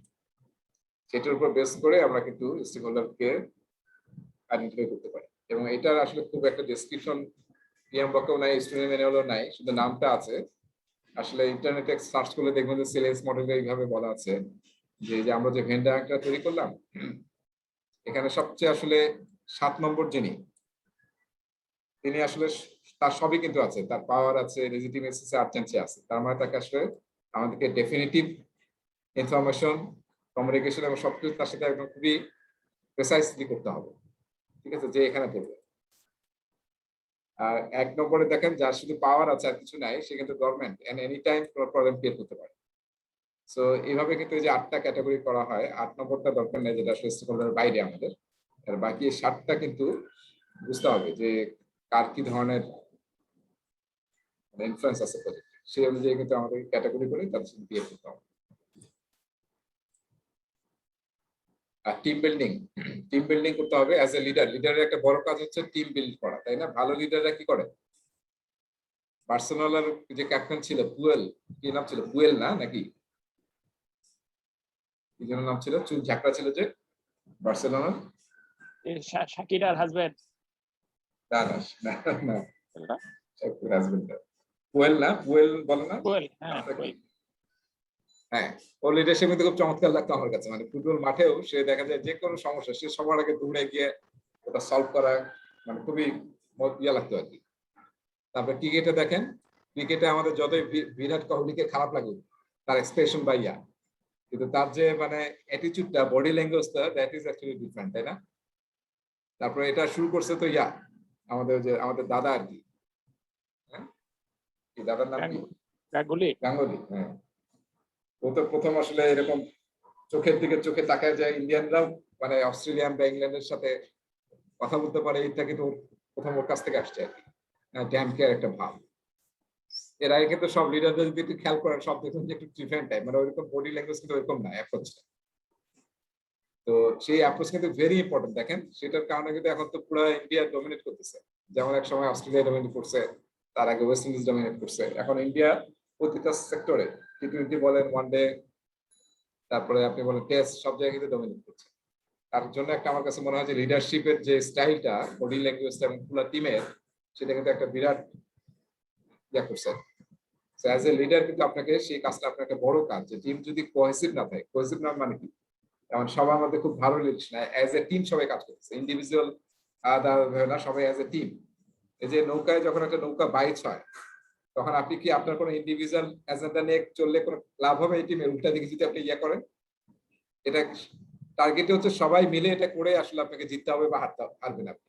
তাহলে সবাই যদি এফোর্ট না দেন, তাহলে কিন্তু কোনো লাভ হবে না, ঠিক আছে? সো এটা কিন্তু লিডারের কাজ, সে কিন্তু সবাইকে নিয়ে, এবং এখানে খেয়াল করেন, এখানে আপনারা হয়তো যারা নৌকাবাজ দেখেছেন, একজন হচ্ছে ঢোল টোল বাজায়, আর আরেকজন খালি ডিরেকশন দেয় বা বিভিন্ন ইয়া করতে থাকে, সে হচ্ছে আপনার কোচ। সে কিন্তু ইয়া করছে না, কি বলে এটাকে, দাঁড় পাচ্ছে না, কিন্তু সে কিন্তু কোচ হিসাবে বিভিন্ন তাদের হেল্প করতেছে, সেই স্পিড যোগায়, হ্যাঁ, স্পিড যোগায়। So good leadership facilitates the bonding between project team members. Team building activities build unity, trust, empathy, একজন আরেকজনের জন্য সহানুভূতি and focus on the team over the individual. আসল টার্গেট হচ্ছে টিমের মধ্যে সলিডারিটি, সংহতি এস্টাবলিশ করা, কোহেশন এস্টাবলিশ করা, এবং যাতে আমরা ইন্ডিভিজুয়াল এজেন্ডা নিয়ে কাজ না করে টিমের এবং আমাদের অর্গানাইজেশনের ভিশন, গোল এবং প্রজেক্টের ভ্যালু জেনারেট করার জন্য সবাই কাজ করি। অলরাইট, সো আর আমরা টিম বিল্ডিং এর জন্য আরেকটা জিনিস সবসময় ইউজ করতে বলা হয়েছে, যেটা আমরা প্ল্যানটা করেছিলাম এইচআর প্ল্যানিং এ। বিল্ডের টিম যখন করেছিলাম, তখন কিন্তু একটা প্ল্যানিং নিয়ে আমরা আলোচনা করছিলাম, এইচআর প্ল্যানিং। তো রিওয়ার্ডস এবং রিকগনিশন আপনার প্ল্যানিং এ থাকতে হবে, যে আমরা কিভাবে আমার টিমকে রিওয়ার্ড দেব বিভিন্ন কাজের জন্য, এবং কিভাবে রিকগনাইজ করব। দুটোর মধ্যে কিন্তু পার্থক্য আছে। পার্থক্যটা হচ্ছে রিওয়ার্ডটা হচ্ছে ট্যানজিবল, আর রিকগনিশন হচ্ছে ইনট্যানজিবল। একজনকে থ্যাংক ইউ বলা, একজনকে মেইলে বলা যে you did a great job, splendid job done, এসব হচ্ছে কি রিকগনিশন। আর ট্যানজিবল হয়তো কোনো স্পেসিফিক আউটকামের উপর বেস করে আপনি বোনাস দিলেন, তার স্যালারি আপডেট করলেন, বা তার পজিশন আপডেট দিলেন, এগুলো হচ্ছে রিওয়ার্ড। এখানে একটা খুব সুন্দর কথা আছে আর কি, এই যে motivate towards a specific outcome, reward motivate করে স্পেসিফিক আউটকাম অর্জনের জন্য। যদি পারফরমেন্স বা কেপিআই যদি মিট করি, তাহলে আমি রিওয়ার্ডটা পাবো, but never without recognition too. কিন্তু কাউকে যখন রিওয়ার্ড দিবেন, রিকগনিশন ছাড়া যাতে না হয়, ঠিক আছে? To increase recipients feeling of appreciation can be given without a reward. এই যে যখন রিকগনিশন করবেন, রিওয়ার্ডের দরকার নেই, আপনি জাস্ট এই যে দেখবেন যে ওই যে যারা খেয়াল করতেছেন লিঙ্কডইন বা ফেসবুকে, দেখেন যে রবি খুব প্র্যাকটিস করে, তাই না? চ্যাম্পিয়ন ফর দিস কোয়ার্টার বলে দেখবেন ছবি দিয়ে দিচ্ছে, তাই না? এমপ্লয় ছবি দিচ্ছে, যাদের ফ্রেন্ড লিস্টে আছে দেখবেন, ছবি দিচ্ছে এবং তার যে একটা মেডেল টেডেল টাইপ দিচ্ছে এবং খুব কালারফুল একটা পোস্ট বানায় লিংকডইনে পোস্ট দিয়ে দিচ্ছে যে চ্যাম্পিয়ন ফর দিস কোয়ার্টার। এবং সেই পোস্টারটা কেউ যদি রবির অফিসে গিয়ে থাকেন, মানে কোভিড এর আগে গিয়ে দেখবেন যে প্রতিটা ফ্লোরে এই পোস্টারটা আছে, কিন্তু প্রতিটা ফ্লোরে পোস্টার আছে যে এই কোয়ার্টারে কে চ্যাম্পিয়ন, তার ছবি সহ এবং সবার হাসি মুখ। তো এটা হচ্ছে রিকগনিশন। এটা দিয়ে এরকম না যে সে আসলে বিশাল কিছু পাইছে, জাস্ট কিন্তু কিছুই না। এখানে কয় টাকা খরচ হচ্ছে হবে আসলে? সামান্য কিছু টাকা খরচ হচ্ছে, কিন্তু এই যে এই পোস্টারটা যে পুরা সোশ্যাল মিডিয়াতে ইয়ে করা হচ্ছে, এবং এটা কিন্তু রবি পাবলিশ করছে না, যে এমপ্লয়ি সে নিজেই কিন্তু পাবলিশ করছে। তাতে কি রবির হেল্প হচ্ছে? রবির লাভ হচ্ছে নাকি লাভ হচ্ছে না? ব্র্যান্ডের রবি কিন্তু ব্র্যান্ডের প্রমোশন হচ্ছে, এবং এখানে কোনো কিন্তু টাকা খরচ হচ্ছে না, খেয়াল করেছেন? সামান্য। So this are the recognition. So আমাদের কিন্তু অলওয়েজ এই দুটোকে অ্যাপ্লাই করতে হবে। যেখানে রিওয়ার্ড দিতে পারছেন না, অ্যাটলিস্ট আপনি রিকগনাইজ করেন, তাকে একটা ছোট সার্টিফিকেট ইস্যু করেন, তাকে ইমেইলে একটা থ্যাঙ্কস দেন, বসকে সিটিতে দেখে বলেন যে আপনার এই ইয়াটা ছেলেটা খুব ভালো কাজ করেছে। So this are actually recognition. তবে মেইন এটা এটা এটা খুবই চমৎকার কথা যে আসলে আপনি রিওয়ার্ড দিবেন, ওটা রিকগনিশন, এটা আসলে কি হবে? অপমান হলে কিছু হয়ে যেতে পারে, সেই জন্য অলওয়েজ দুটো কম্বাইন করে দিবেন আসলে। ঠিক আছে, তাহলে লাস্টের গাইডলাইন, ইউজ ইমোশনাল ইন্টেলিজেন্স। এটা নিয়ে আমরা পরে বলবো যে ইমোশনাল ইন্টেলিজেন্সটা কেন এত important. and other style typing methods to flex your style to work best with each stakeholder, যেখানে যেটা best. establish good communication among team members internally and externally। তারপরে আপনার টিমের পারফরম্যান্স মেজার করতে হবে, এবং এটা অনগোয়িং বেসিস, যে সবাই টিম ইমপ্রুভ করছে কিনা, এবং স্পেশালি টিমের কি ডেভেলপমেন্ট হচ্ছে কিনা, কোহেসিভনেস এবং সলিডারিটি। এবং যদি ঠিকমতো কনফ্লিক্ট ম্যানেজ না করি, তাহলে আসলে টিম কখনোই মানে সেই স্টেজে যেতে পারবে না, স্পেশালি পারফর্মিং স্টেজে। ঠিক আছে, অলরাইট। এবং এই যে হিউম্যান রিলেটেড যত ইস্যুস আসবে সবগুলি আসলে আমরা ইস্যু লাগে নাকি। সো এটা হচ্ছে লিডের টিম শেষ হলো আমাদের। এরপর সাপোর্ট টিম পারফরম্যান্স, এই টপিকটা আসলে আমি এই লেসনে সব লাস্টে পড়াবো। ঠিক আছে, সব লাস্টে পড়াবো, সো এটা আমি স্কিপ করে যাচ্ছি কারণ এই টপিকটা অনেক বড়, এবং এখানে আসলে ম্যাথ আছে, ওটা আমি সব পড়ায় সব শেষে পড়াবো। ওকে, সো আমরা টপিক সিতে আসলাম, স্কিপ টপিক বি করি।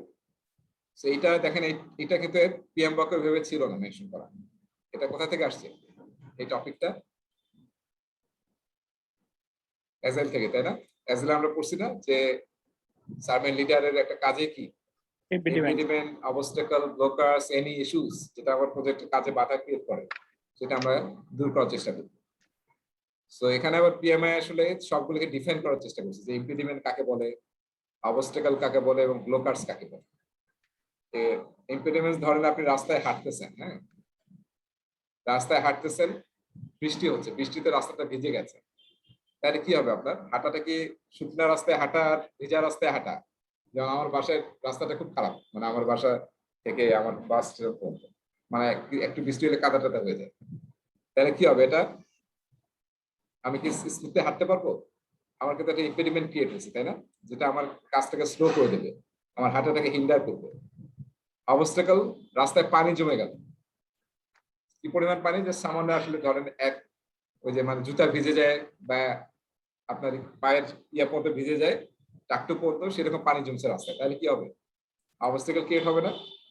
আমার এখানে যখন হেভি বৃষ্টি হয় তখন আমি আসলে রাস্তা থেকে বের হয়ে রিক্সা উঠতে হয়, নাহলে আসলে কোনোভাবেই যাওয়া যায় না মেইন রোডে। তার মানে কি this is an obstacle. Impediment হচ্ছে একটু বড়, আর ব্লকার মানে কি আরো বড়, আরো বড়। হ্যাঁ, আমাদের এখানে ওই যে কবে যেন খুব বন্যা হলো ঢাকায়, সেই সময় মানে রিক্সারও অর্ধেক ডুবে যেত আর কি। রিক্সার সিটের উপর দাঁড়ায় বসে, মানে আমাকে একটা ইমার্জেন্সি সময় বের হয়েছিলাম, আমি রিক্সার সিটের উপর বসে আমাকে বের হতে হয়েছিল। হ্যাঁ, সো দিস আর হচ্ছে ব্লকার, যেখানে আসলে আর মুভ করা যাচ্ছে না। ব্লকার রাস্তায় একটা ব্যারিকেড দিয়ে দিচ্ছে, আপনি আর ওইদিকে যেতে পারছেন না, সেটা হচ্ছে ব্লকার। সো এই তিনটাকে আসলে পিএমআই ডিফাইন করছে, কিন্তু আমার কাছে মনে হয় না যে এই ডিফিনেশন গুলো এত সূক্ষ্মভাবে জানার দরকার আছে। আমার আসলে মেইন হচ্ছে যে কিভাবে আসলে any impediment, obstacle, blocker, any issues যেটা আমার প্রজেক্টের কাজে আমার টিমের কাউকে হেল্প মানে বটলনেক ক্রিয়েট করছে কোনোভাবে, সেটাকে আমাকে রিমুভ করতে হবে। এটা আসলে আমার মেইন রেসপন্সিবিলিটি।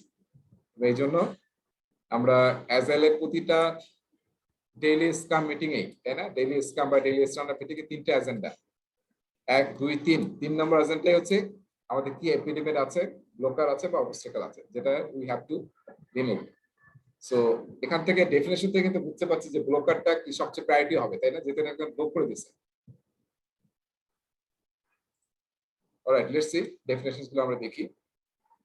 যদি আমার কাছে ডেফিনেশন হচ্ছে ইম্পর্টেন্ট হচ্ছে যে আমাদের ইম্পিডিমেন্ট গুলোকে জানা এবং সেটা রিমুভ করার জন্য as a servant leader, as a project manager কাজ করা। এইটার জন্য এই যে এখানে একটা শব্দ এখানে পিএম বকে বলেছে, পিএম বক না তো এখানে বলেছে, সেটা হচ্ছে ইম্পিডিমেন্ট টাস্ক ফোর্স।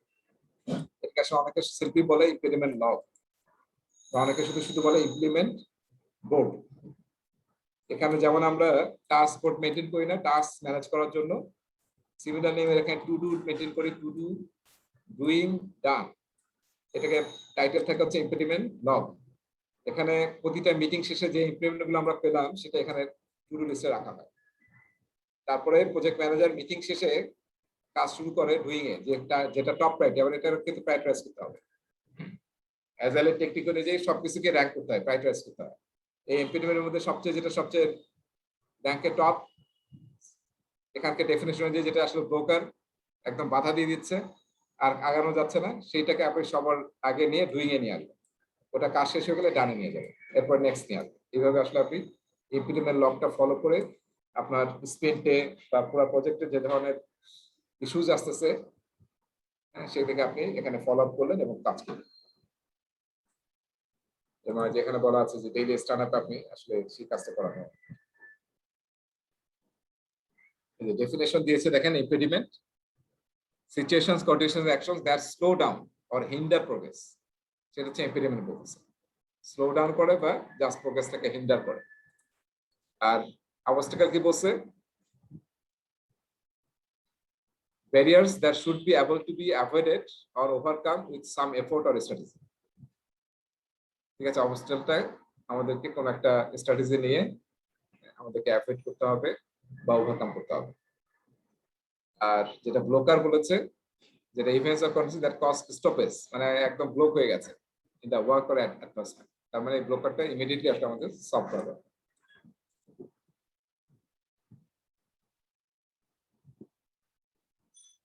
যেমন এখানে এক্সাম্পল দিয়েছে, impediment the team can't agree on a solution. তাহলে কি হবে? টিম কিন্তু স্লো হয়ে যাচ্ছে, বুঝছো, রাইট? তাড়াতাড়ি যদি আমরা সলিউশন মেট করতে না পাই তাহলে কিন্তু সময় এখানে নষ্ট হয়ে যাবে। Construction can't be begin before permits are granted. তার মানে কিন্তু এটা অবস্টাকেল, আমি কিন্তু এটার কারণে নেক্সট কাজটা শুরু করতে পারছি না। আর এটা কি? The company has halted the use of the product until a new contract is signed. এটা একদম ব্লক হয়ে গেছে, ঠিক আছে, এটা ব্লকার তৈরি হয়ে গেছে। সো এটা হচ্ছে আপনার এখানে একটা মানে এক্সাম্পল দিয়েছে স্লাইডে। আসল কাজ হচ্ছে অ্যাসেস প্রোডাক্ট ব্যাকলগ অ্যাসেস করতে হবে। সেখান থেকে কিন্তু অনেক ইম্পিডিমেন্ট আসতে পারে, অবস্টাকেল আসতে পারে, সেগুলোকে আইডেন্টিফাই করে আমাদেরকে আসলে রিমুভ করতে হবে। এটা একটা কন্টিনিউয়াস প্রসেস। আমরা যে ব্যাকলগ গ্রুমিং করি বা প্রোডাক্ট ওনারের কাজ হচ্ছে ব্যাকলগ মেনটেন করা, সে কিন্তু এরকম যেটা পাবে বা টিম কিছু ফাইন্ড আউট করবে, সেটা কিন্তু কন্টিনিউয়াসলি এটাকে রিমুভ করতে হবে।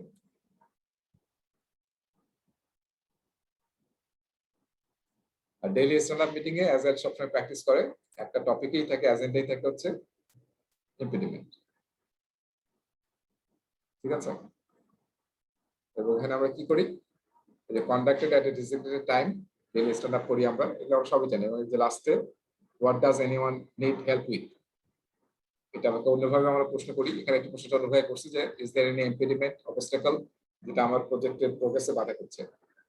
তো ডেইলি স্ট্যান্ড আপে এটা আমরা করি, যেটা আমরা অলরেডি আলোচনা করছি অ্যাজাইল প্র্যাকটিসে, ডিটেইল আছে। এবং আমরা একটা কথা কিন্তু বলেছিলাম, কিছু অ্যান্টি প্যাটার্ন ডেইলি স্ট্যান্ড আপে পাওয়া যায়। যেমন অনেকে এই মিটিং এর মধ্যেই প্রবলেমের সলিউশন দেওয়া শুরু করে, সেটা কিন্তু এই মিটিং এ হবে না। এই মিটিং শুধু প্রবলেম আইডেন্টিফাই হয়ে ইম্পিডিমেন্ট লগে যাবে বা স্কাম মাস্টার নোট নেবে, কিন্তু এটা সলভ করার মিটিং কিন্তু এটা না। সলভ করার মিটিং আলাদা হবে, কিন্তু এখানে শুধু প্রবলেমটাকে আইডেন্টিফাই করা, কারণ কোনো প্রবলেম আছে কি। আর আরেকটা অ্যান্টি প্যাটার্ন আছে, যে আমরা অনেক সময় এই তিনটা এজেন্ডার বাইরে ডিসকাশন শুরু করে দিই। আজকের আবহাওয়া কিরকম, কজন কোভিডে মারা গেল, হ্যাঁ কোন দেশের কোভিড রেট বেশি, এসব নিয়ে আমরা গল্প শুরু করে দিই। সেটাও করা যাবে না, এই তিনটার মধ্যেই আমরা করবো, নাহলে কিন্তু 15 মিনিটের মিটিং শেষ হবে। এই দুইটা এন্ট্রি প্যাটার্ন নিয়ে কিন্তু আপনাদের অ্যাজ প্র্যাকটিস যেটা বলা আছে এই সেকশনে, এটা যেখানে আলোচনা করা আছে চ্যাপ্টার নাম্বার 5-এ। আর আমি বললাম যে আমরা ইম্পিডিমেন্ট কিভাবে ট্র্যাক করতে পারি, যেটা বলেছিলাম ইম্পিডিমেন্ট লগ ইউজ করতে পারি, তাই না? কিংবা আমরা ট্রেডিশনাল পদ্ধতিতে ইস্যু লগ ইউজ করি, বা কানবান বোর্ড ইউজ করতে পারি, জাস্ট টু ডু ডুইং ডান এরকম একটা লিস্ট তৈরি করতে পারি, সেটা দিয়ে আমরা করতে পারি ট্র্যাকিং করা। রিস্ক রেজিস্টারে কিন্তু অনেক ব্রোকার আসতে পারে, তাই না? তো সবসময় কিন্তু রিস্ককে অলওয়েজ কি করতে হবে, যেমন আমাদেরকে বলেছিলাম যে ইস্যু নিয়ে প্রতিটা মিটিং এ আলোচনা করতে হবে, সিমিলারলি ইস্যুর চেয়ে রিস্ক আরো ডেঞ্জারাস হতে পারে। সো প্রতিটা মিটিং এ কিন্তু এজেন্ডা একটা থাকা উচিত রিস্ক নিয়ে, ঠিক আছে? আর সার্ভেন্ট লিডারের তো কাজই আমরা জানি, একটা কাজই হচ্ছে সার্ভেন্ট লিডারের যে আমরা লিডারশিপে করলাম একটু আগে, তার কিন্তু একটা কাজই হচ্ছে রিমুভ ইম্পেডিমেন্ট, ঠিক আছে? যাতে আমার টিম ফোকাস হয়ে তাদের নিজস্ব কাজ করতে পারে, সেটা আসলে করতে হবে। সেখানে কয়েকটা ইনস্ট্রাকশন দিয়েছে, যেমন aim to clear an unobstructed path for the team so they can contribute and deliver, তারা যাতে ফোকাসে কাজ করতে পারে। আর optimize the workplace, even physical ওয়ার্কপ্লেসেও যদি কোনো প্রবলেম থাকে, ফিজিক্যালি কোনো একটা জিনিস এখানে রাখা হচ্ছে যার কারণে টিমে ডিস্টার্ব হচ্ছে, সেটাও আপনাকে রিমুভ করার একটা কিন্তু কাজ, ঠিক আছে? এবং টিম স্পেস নিয়ে আমরা আলোচনা করছিলাম যে অ্যাজাইল টিম যে টিমের জায়গাটায় বসে সেই জায়গাটা কিন্তু স্পেশাল একটা ডিজাইন হতে হবে। তার একটা ফর্মুলা আমরা অ্যাজাইল প্র্যাকটিসে পড়েছিলাম, মনে আছে কারো? Capes and commons, capes and commons পড়েছিলাম, কেপস এন্ড কমন্স, এটা চ্যাপ্টার 4 কিংবা 5-এ আছে কেপস এন্ড কমন্স। তার মানে পারপাসটা এরকম হবে যে সবাই কাজ করার সময় তার কেভে থাকবে, কেভে তার নিজের ডেস্কে থাকবে, আর যখন মিটিং করতে হবে তখন কোনো কনফারেন্স বা সাইলেন্ট রুম থাকতে পারে পাশে, যেখানে আমরা 3-4 জন মিলে এখানে মিটিং করব। মিটিং এর জন্য আমরা এখানে আসবো, বা এখানে সেন্টারে যদি থাকে সেন্টারে আমরা আসবো, সেটাকে বলা হচ্ছে কমন স্পেস। আর এই যে যে জায়গায় আমরা বসে নিজেরা মানে সাইলেন্টলি কাজ করতেছি ফোকাস হয়ে, সেটা হচ্ছে আমাদের কেভ। এরকম কিন্তু structure as a team space হিসেবে ইউজ করা হয়। Focus efforts on work, remove distraction, non value work, এটাও কিন্তু একটা ইম্পর্টেন্ট জিনিস। যেটা কোনো ভ্যালু অ্যাড করতেছে না সেটা তো আসলে আর বারবার করার কোনো মানেই হয় না, সেগুলোকে রিমুভ করা কিন্তু ইম্পিডিমেন্ট দূর করা। Take on most of the burden of addressing and removing impediments so the team can do their best work. এটা নিয়ে কোনো প্রশ্ন পরীক্ষা পেতে পারেন, যেমন একটা রিপোর্ট করতে হবে, এখন আপনার টিম খুবই মানে ইনভলভ হয়ে আছে একটা ডেভেলপমেন্টে, একটা বিশাল ক্রিটিক্যাল বিষয়, আর একটা রিপোর্ট তৈরি করা দরকার। এখন কি করা উচিত? আমরা ট্রেডিশনাল প্রজেক্টের টেন্ডেন্সি দেই কি, টিমকে বলে তুমি রিপোর্টটা বানিয়ে দাও, সে কি করতেছে না করতেছে এটা আমি কোনো খোঁজই নেই না, কারণ আমার ম্যানেজমেন্টকে রিপোর্ট দিতে হবে, তাকে আমি অর্ডার দিয়ে দিচ্ছি। কিন্তু অ্যাজাইল টিমে সিচুয়েশনটা যদি এরকম হয় যে টিমটা খুবই ফোকাস হয়ে কোনো কাজ করতেছে, তাহলে it is better you develop the presentation slide, আপনি নিজে তৈরি করেন, নিজে অ্যাডমিনিস্ট্রেটিভ কাজগুলো করেন, যাতে টিম রক এন্ড রোল তাদের কাজে যাতে তারা ফোকাস হয়ে কাজ করতে পারে। সামান্য অ্যাডমিনিস্ট্রেটিভ কাজে তাদেরকে ইনভলভ করে তাদের যাতে ডেভেলপমেন্ট কাজে বাধা না হয়, এটা মাথায় রাখতে হবে। ওকে, ঠিক আছে। সো লাস্টে আসলে গাইডলাইন দেওয়া আছে যে আমরা কিভাবে আসলে ইমপ্লিমেন্ট দূর করবো, তার জন্য এক্সটার্নাল ইন্টারনাল যার সাথে কাজ করতে হয়, রিসোর্সের ইয়া হবে, সমস্যা হবে, রিসোর্স ম্যানেজারের সাথে কাজ করতে হবে, স্পন্সরের সাথে কাজ করতে হবে, ভেন্ডর সাপ্লাইয়ের সাথে কাজ করতে হবে, এই সবগুলি নিয়ে কাজ করতে হবে যাতে কোনো ইম্পিডিমেন্ট ব্লকার না থাকে আমার প্রজেক্টে। আর এখানে কিছু সুন্দর গাইডলাইন আছে, যেমন অ্যাসেস করতে হবে যাতে আমরা র্যাঙ্ক করতে পারি, অলওয়েজ র্যাঙ্কিং করে কাজ করতে হবে। টপ যেটা ইম্পিডিমেন্ট সেটাকে আমাদের সবার আগে দূর করতে হবে। Remove previous attempts or efforts to fix the problem,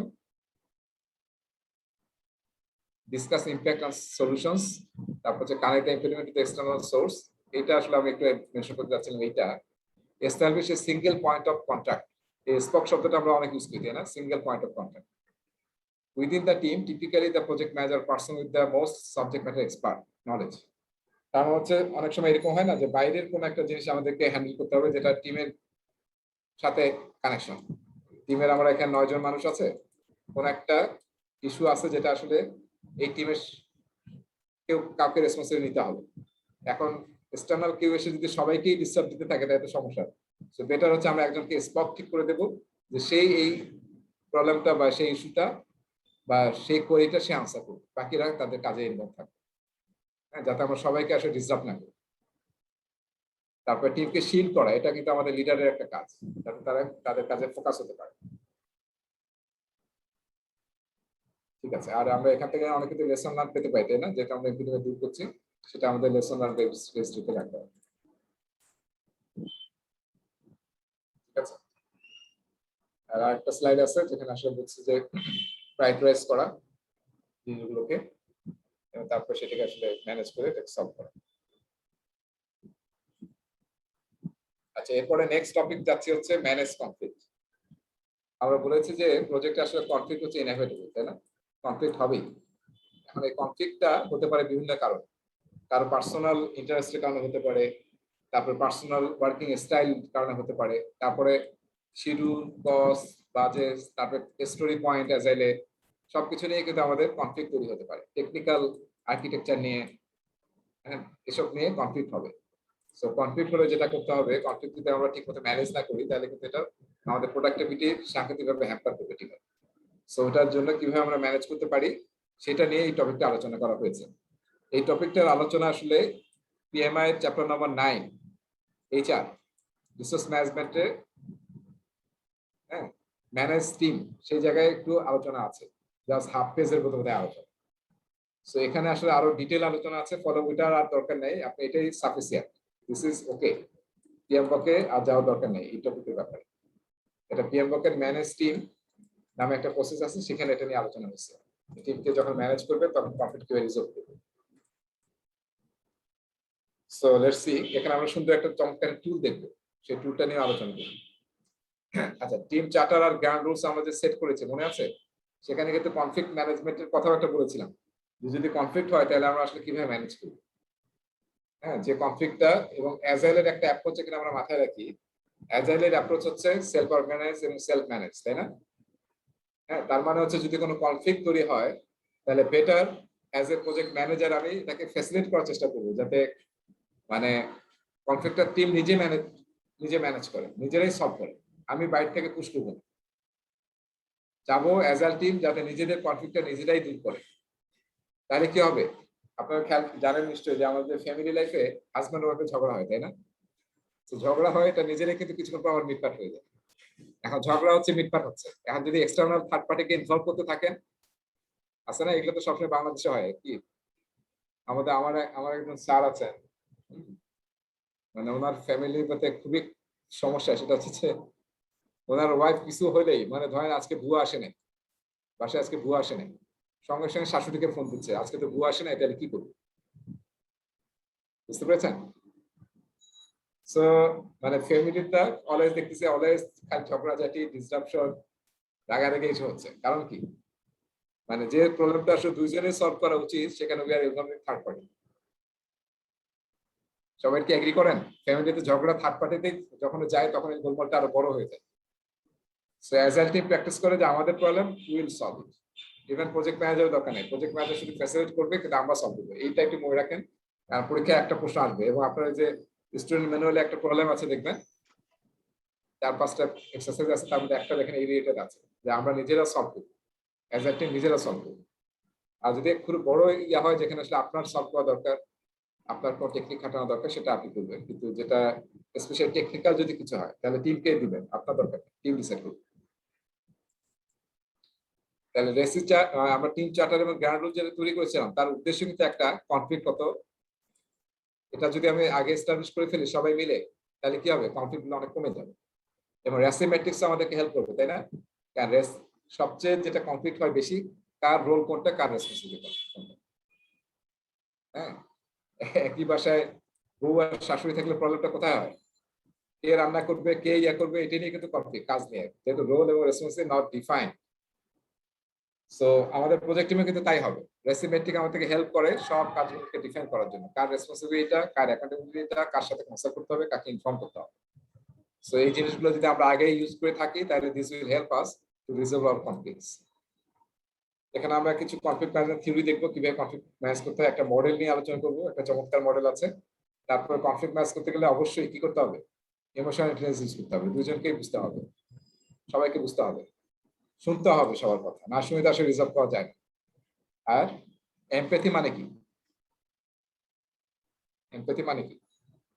empathy মানে হচ্ছে সহানুভূতি বলি বাংলায় আমরা।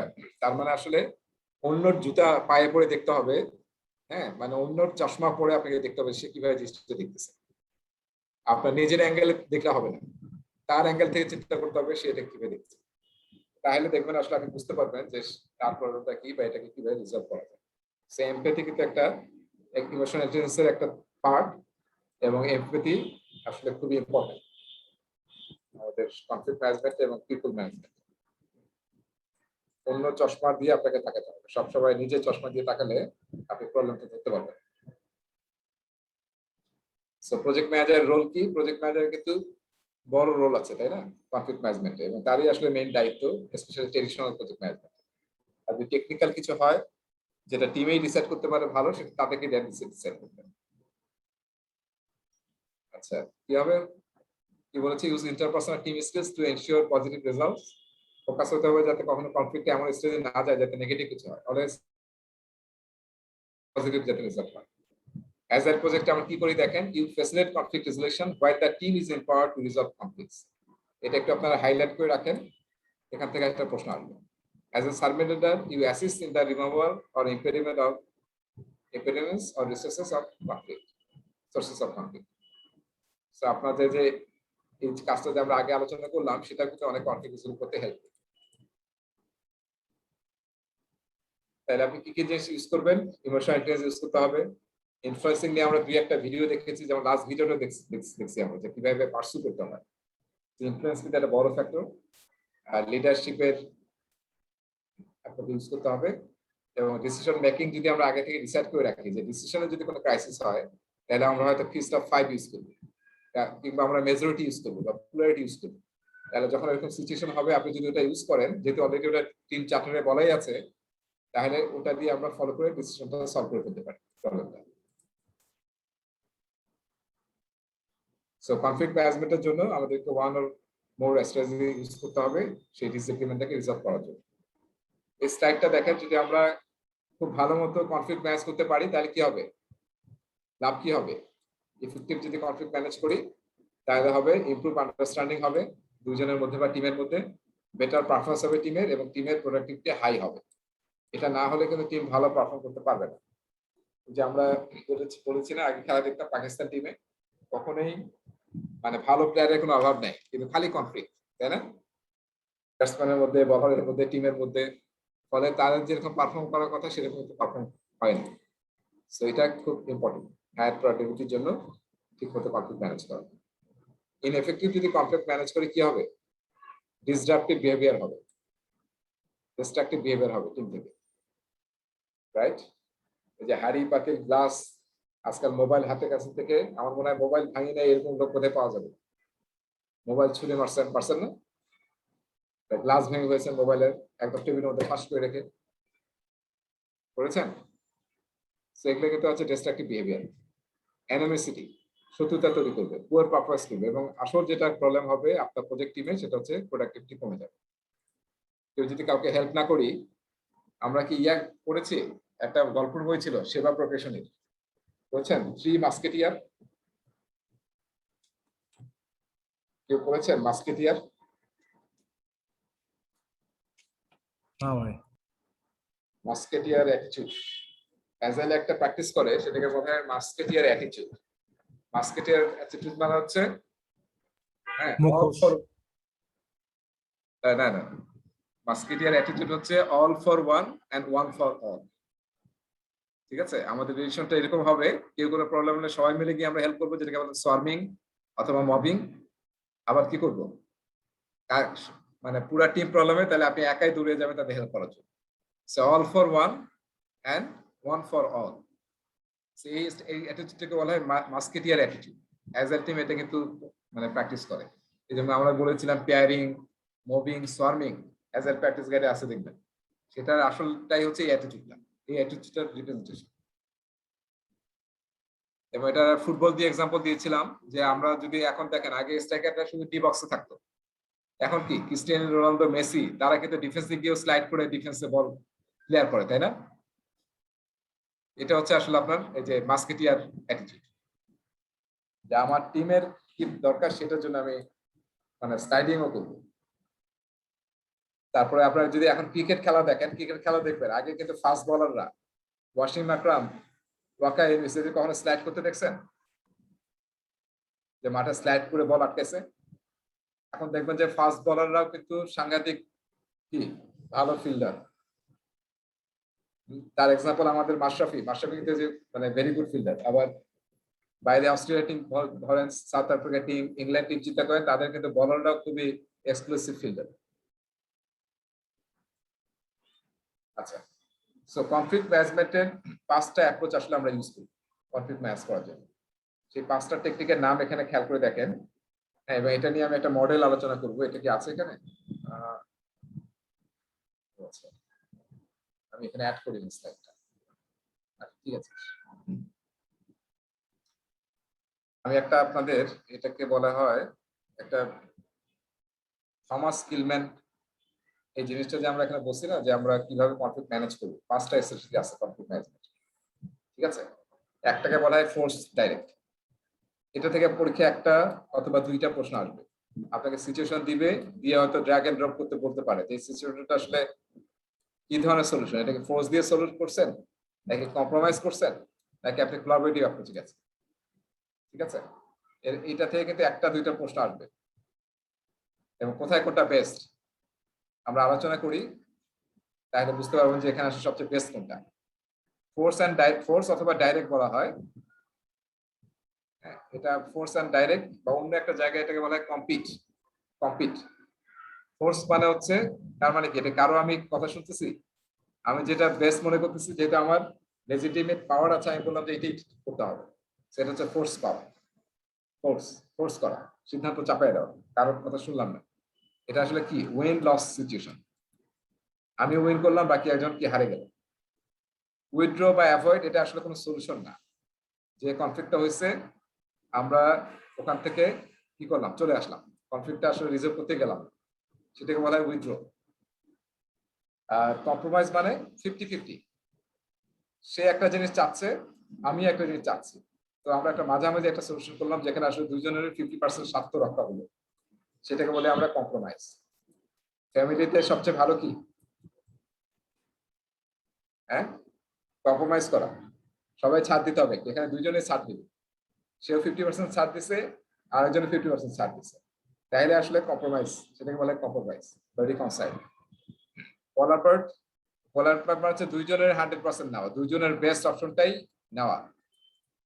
এটা কখন হয়, ধরেন কোন একটা ইয়া হচ্ছে, মানে কোন একটা টেকনিক্যাল কোন একটা সলিউশন চাচ্ছি, এখন অনেকেই বিভিন্ন মত দিচ্ছে, সবগুলোকে যদি কালেকটিভলি আমরা নিয়ে, হ্যাঁ, সবচেয়ে বেস্টটা করার চেষ্টা করি, সবারটা নিয়ে, সেটাকে বলা হয় কোলাবোরেটিভ। আর স্মুথ অথবা অ্যাকোমোডেট, সেটা হচ্ছে যেখানে আমি আমার স্বার্থ পুরো ছেড়ে দিচ্ছি, হ্যাঁ, আমার অন্যজন যেটা চাচ্ছে আমি তার সাথে অ্যাকোমোডেট করলাম, সেটাকে বলছে অ্যাকোমোডেট। ঠিক আছে, এটাকে এই হচ্ছে 5টা। এই 5টা আসলে একটা মডেল আছে, যে মডেলটা আমি একটা ভিডিও বানাইছি, আপনি ইউটিউবে দেখতে পারেন, পরে আমি আপনাকে দেব। সেটাকে বলা হয় থমাস কিলম্যান মডেল। ঠিক আছে,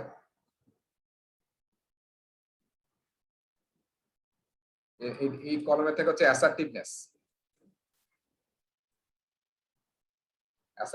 আর এই সাইডে থাকে হচ্ছে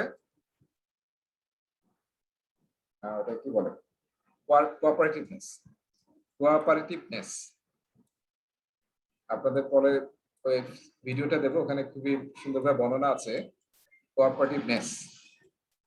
এই যে এই মডেলটা থেকে আসলে এই 5টা জিনিস নেওয়া হয়েছে। এই মডেলটা যদি মাথায় রাখতে পারেন, তাহলে আসলে আপনি সিচুয়েশনটাকে সহজে ইন্টারপ্রেট করতে পারবেন।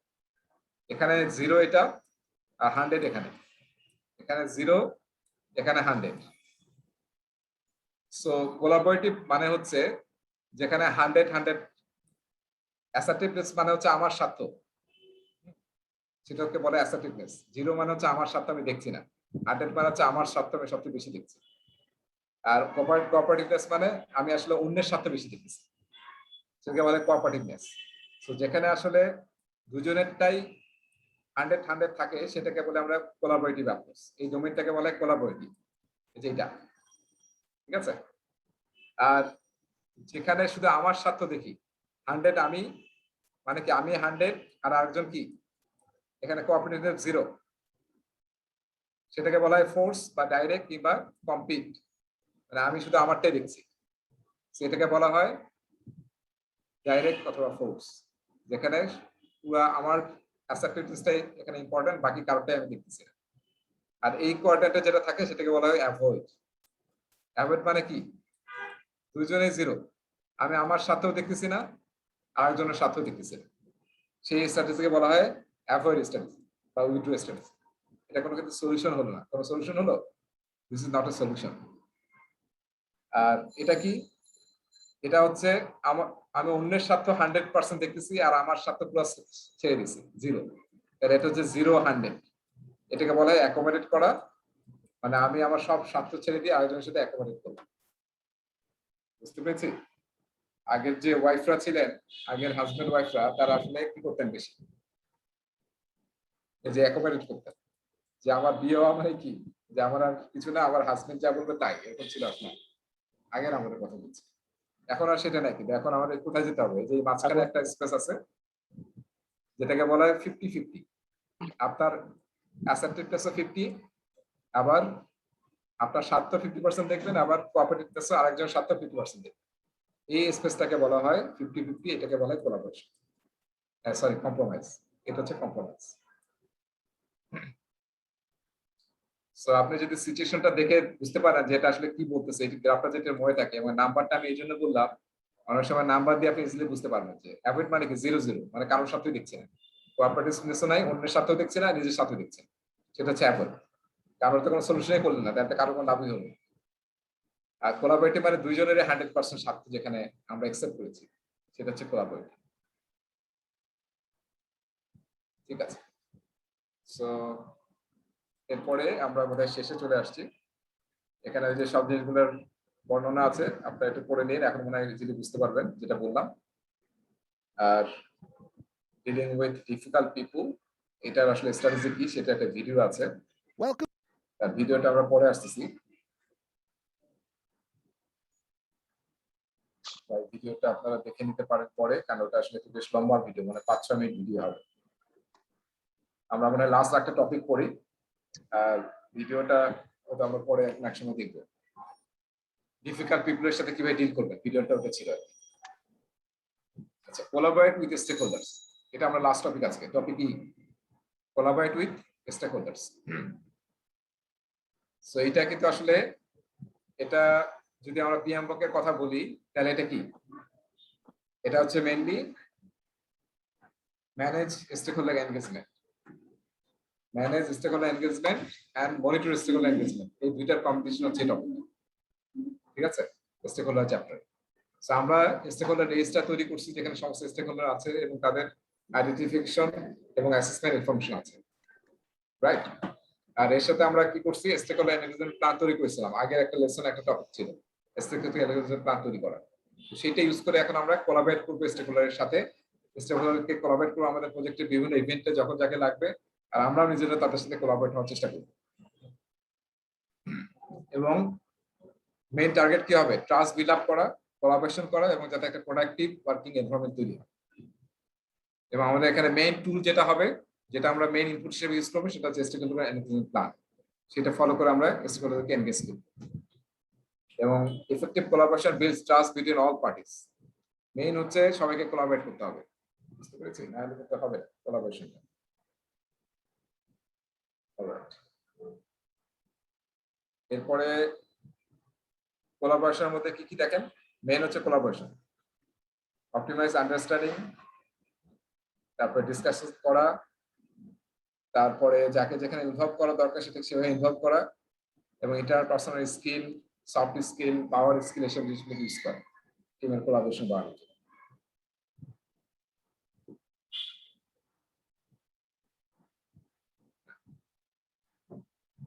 তারপর কোলাবোরেশন অ্যাক্টিভিটিস, এই যে আমরা দেখেন যে অনেকগুলো অ্যাক্টিভিটি করেছি, আমরা আলোচনা করছি, যেমন ডেইলি স্ট্যান্ড-আপ মিটিংস, এটা কি, এটা কিন্তু আসলে এটা কোলাবোরেশন অ্যাক্টিভিটিস, তাই না? তারপর আমরা যে টিমগুলোকে বলতেছি কোলোকেট থাকবে, তার মানে কি, তাহলে কিন্তু ইন্টারঅ্যাকশনটা খুব বেশি হবে। যত কোলোকেটেড থাকবে তত কিন্তু গন্ডগোল কম হয়, খুব ইজিলি আপনার নলেজ শেয়ার করতে পারবেন এবং যে কোনো কনফিডেন্স রিজলভ করা যায়। তারপরে এটাকে শিডিউল সেশনও করতে পারেন, যে আমরা অ্যাজাইলে তো সবগুলো শিডিউল বলাই আছে, কিন্তু আপনি ট্রেডিশনাল প্রজেক্টে বিভিন্ন মাইলস্টোনে বিভিন্ন কাজ করতে পারেন, রিভিউ কখন করবেন আর বিভিন্ন মাইলস্টোন সেট করতে পারেন। আর অ্যাজাইলে আসলে সবগুলো আছে, iteration, review, backlog grooming session, অ্যাজাইলে আমরা প্র্যাকটিস করি।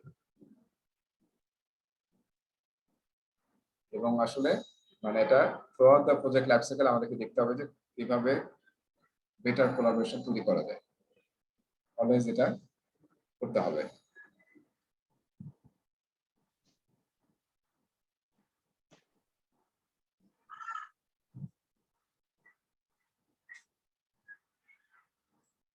কি বলেছে, এর আগে তো আমরা এনগেজমেন্ট প্ল্যান তৈরি করেছিলাম, তাই না? তারপর থেকে রিপিটেশন হয়েছে, এটা আমরা অলরেডি ওখানে তৈরি করছি। তো এখানে আসলে ওটা ফলো করে আসলে আমরা স্টেকহোল্ডার থেকে এনগেজ করি। আর এখানে আপনি স্টুডেন্ট ম্যানুয়ালে একটা দেখবেন যে কিভাবে আমরা মিটিং ম্যানেজ করি। মিটিং ম্যানেজমেন্টের কিন্তু একটা বেশ সুন্দর আলোচনা আছে স্টুডেন্ট ম্যানুয়ালে, এবং পিএমবক আরো সুন্দর আছে কিভাবে মিটিং ম্যানেজ করব। বি অর্গানাইজড, টাইম বক্স যেটা আমরা ফিক্স রাখি, মানে হচ্ছে টাইম বক্স মানে এটা না, অনেক জায়গায় অনেকে মনে করে টিম টাইমে মিটিংটা ঠিক টাইমে শুরু করাটা আসলে, কিন্তু মনে রাখতে হবে শুধু শুরু করা না, এটা আরো মনে রাখতে হবে যে আপনার টাইমের আগেই শেষ করতে পারাটা খুব ইম্পর্টেন্ট। অনেকে আছে দেখবে যে মিটিং শুরু হলে আর শেষ করে না, ফলে কি হবে, এরপর লোকজনকে ডাকলে সেই মিটিং এ আসবে না, কারণ সে জানে যে এখান থেকে বস 1 ঘন্টার মিটিং বলে। আমার একজন বস ছিল যার মিটিং ছিল 1 ঘন্টার, হ্যাঁ সকাল 9টায় শুরু হতো, 1 ঘন্টার মিটিং, এটা শেষ হতো লাঞ্চের সময়, হ্যাঁ 1টা থেকে 1:30 বেজে যেত। মিটিংটাও যদিও ক্যালেন্ডারে বলা ছিল 1 ঘন্টার মিটিং। এরকম হলে কি হবে, আমরা এই মিটিংটা যেদিন থাকতো সেদিন আমাদের জ্বর এসে যেত, এই মিটিংটা হ্যাঁ সবার মানে জ্বর জ্বর ভাব চলে আসতো। সো মিটিং ঠিক টাইমে শুরু করতে হবে এবং ঠিক টাইমে বা তার আগেই শেষ করে দিতে হবে। ঠিক আছে, বি অর্গানাইজ মানে এজেন্ডা আগে আপনি পাবলিশ করেন যাতে সবাই প্রিপারেশন নিয়ে আসতে পারে, এবং যাদেরকে লাগবে শুধু তাদেরকেই ডাকেন, এমনি আননেসেসারি সবাইকে ডাকা দরকার নেই পার্টিসিপেন্ট। এবং যাদের ছাড়া মিটিংটা সাকসেসফুল হবেই না, সেরকম 1 2 জন যদি কনসালটেন্ট বা সাবজেক্ট ম্যাটার এক্সপার্ট থাকে, তাদের অবশ্যই এনশিওর করতে হবে তারা যাতে এখানে প্রেজেন্ট থাকে, এবং সবাই যাতে কোলাবোরেটলি মিটিংটাতে পার্টিসিপেট করে, সেফটি ফিল করে, কি বলে সাইকোলজিক্যাল সেফটি, যাতে যে কেউ যে কোনো কথা বলতে পারে এই মিটিংটাতে। ঠিক আছে, এই কথাগুলো এখানে দেখবেন সুন্দরভাবে এখানে বলা আছে, যে কথাগুলো আমি বললাম, যে এজেন্ডা তৈরি করা, সেটা ডিস্ট্রিবিউট করা, তারপর মিটিংটা টাইমলি অ্যাসাম্প করা, শেষ করা, এবং ফাইনালি মিটিং মিনিটস তৈরি করে উইথ অ্যাকাউন্টেবিলিটি এবং রেসপন্সিবিলিটি কার কোনটা সেটা দিয়ে এটাকে ডিসিমিনেট করা। ঠিক আছে, সো এটা ছিল আমাদের আসলে কোলাবোরেশন উইথ স্টেকহোল্ডারস, যেটা করার জন্য আমরা আসলে মেইনলি ফলো করবো স্টেকহোল্ডার এনগেজমেন্ট প্ল্যান, যেটা আমরা আগে তৈরি করেছিলাম, সেটা এখানে আমরা ইউজ করবো।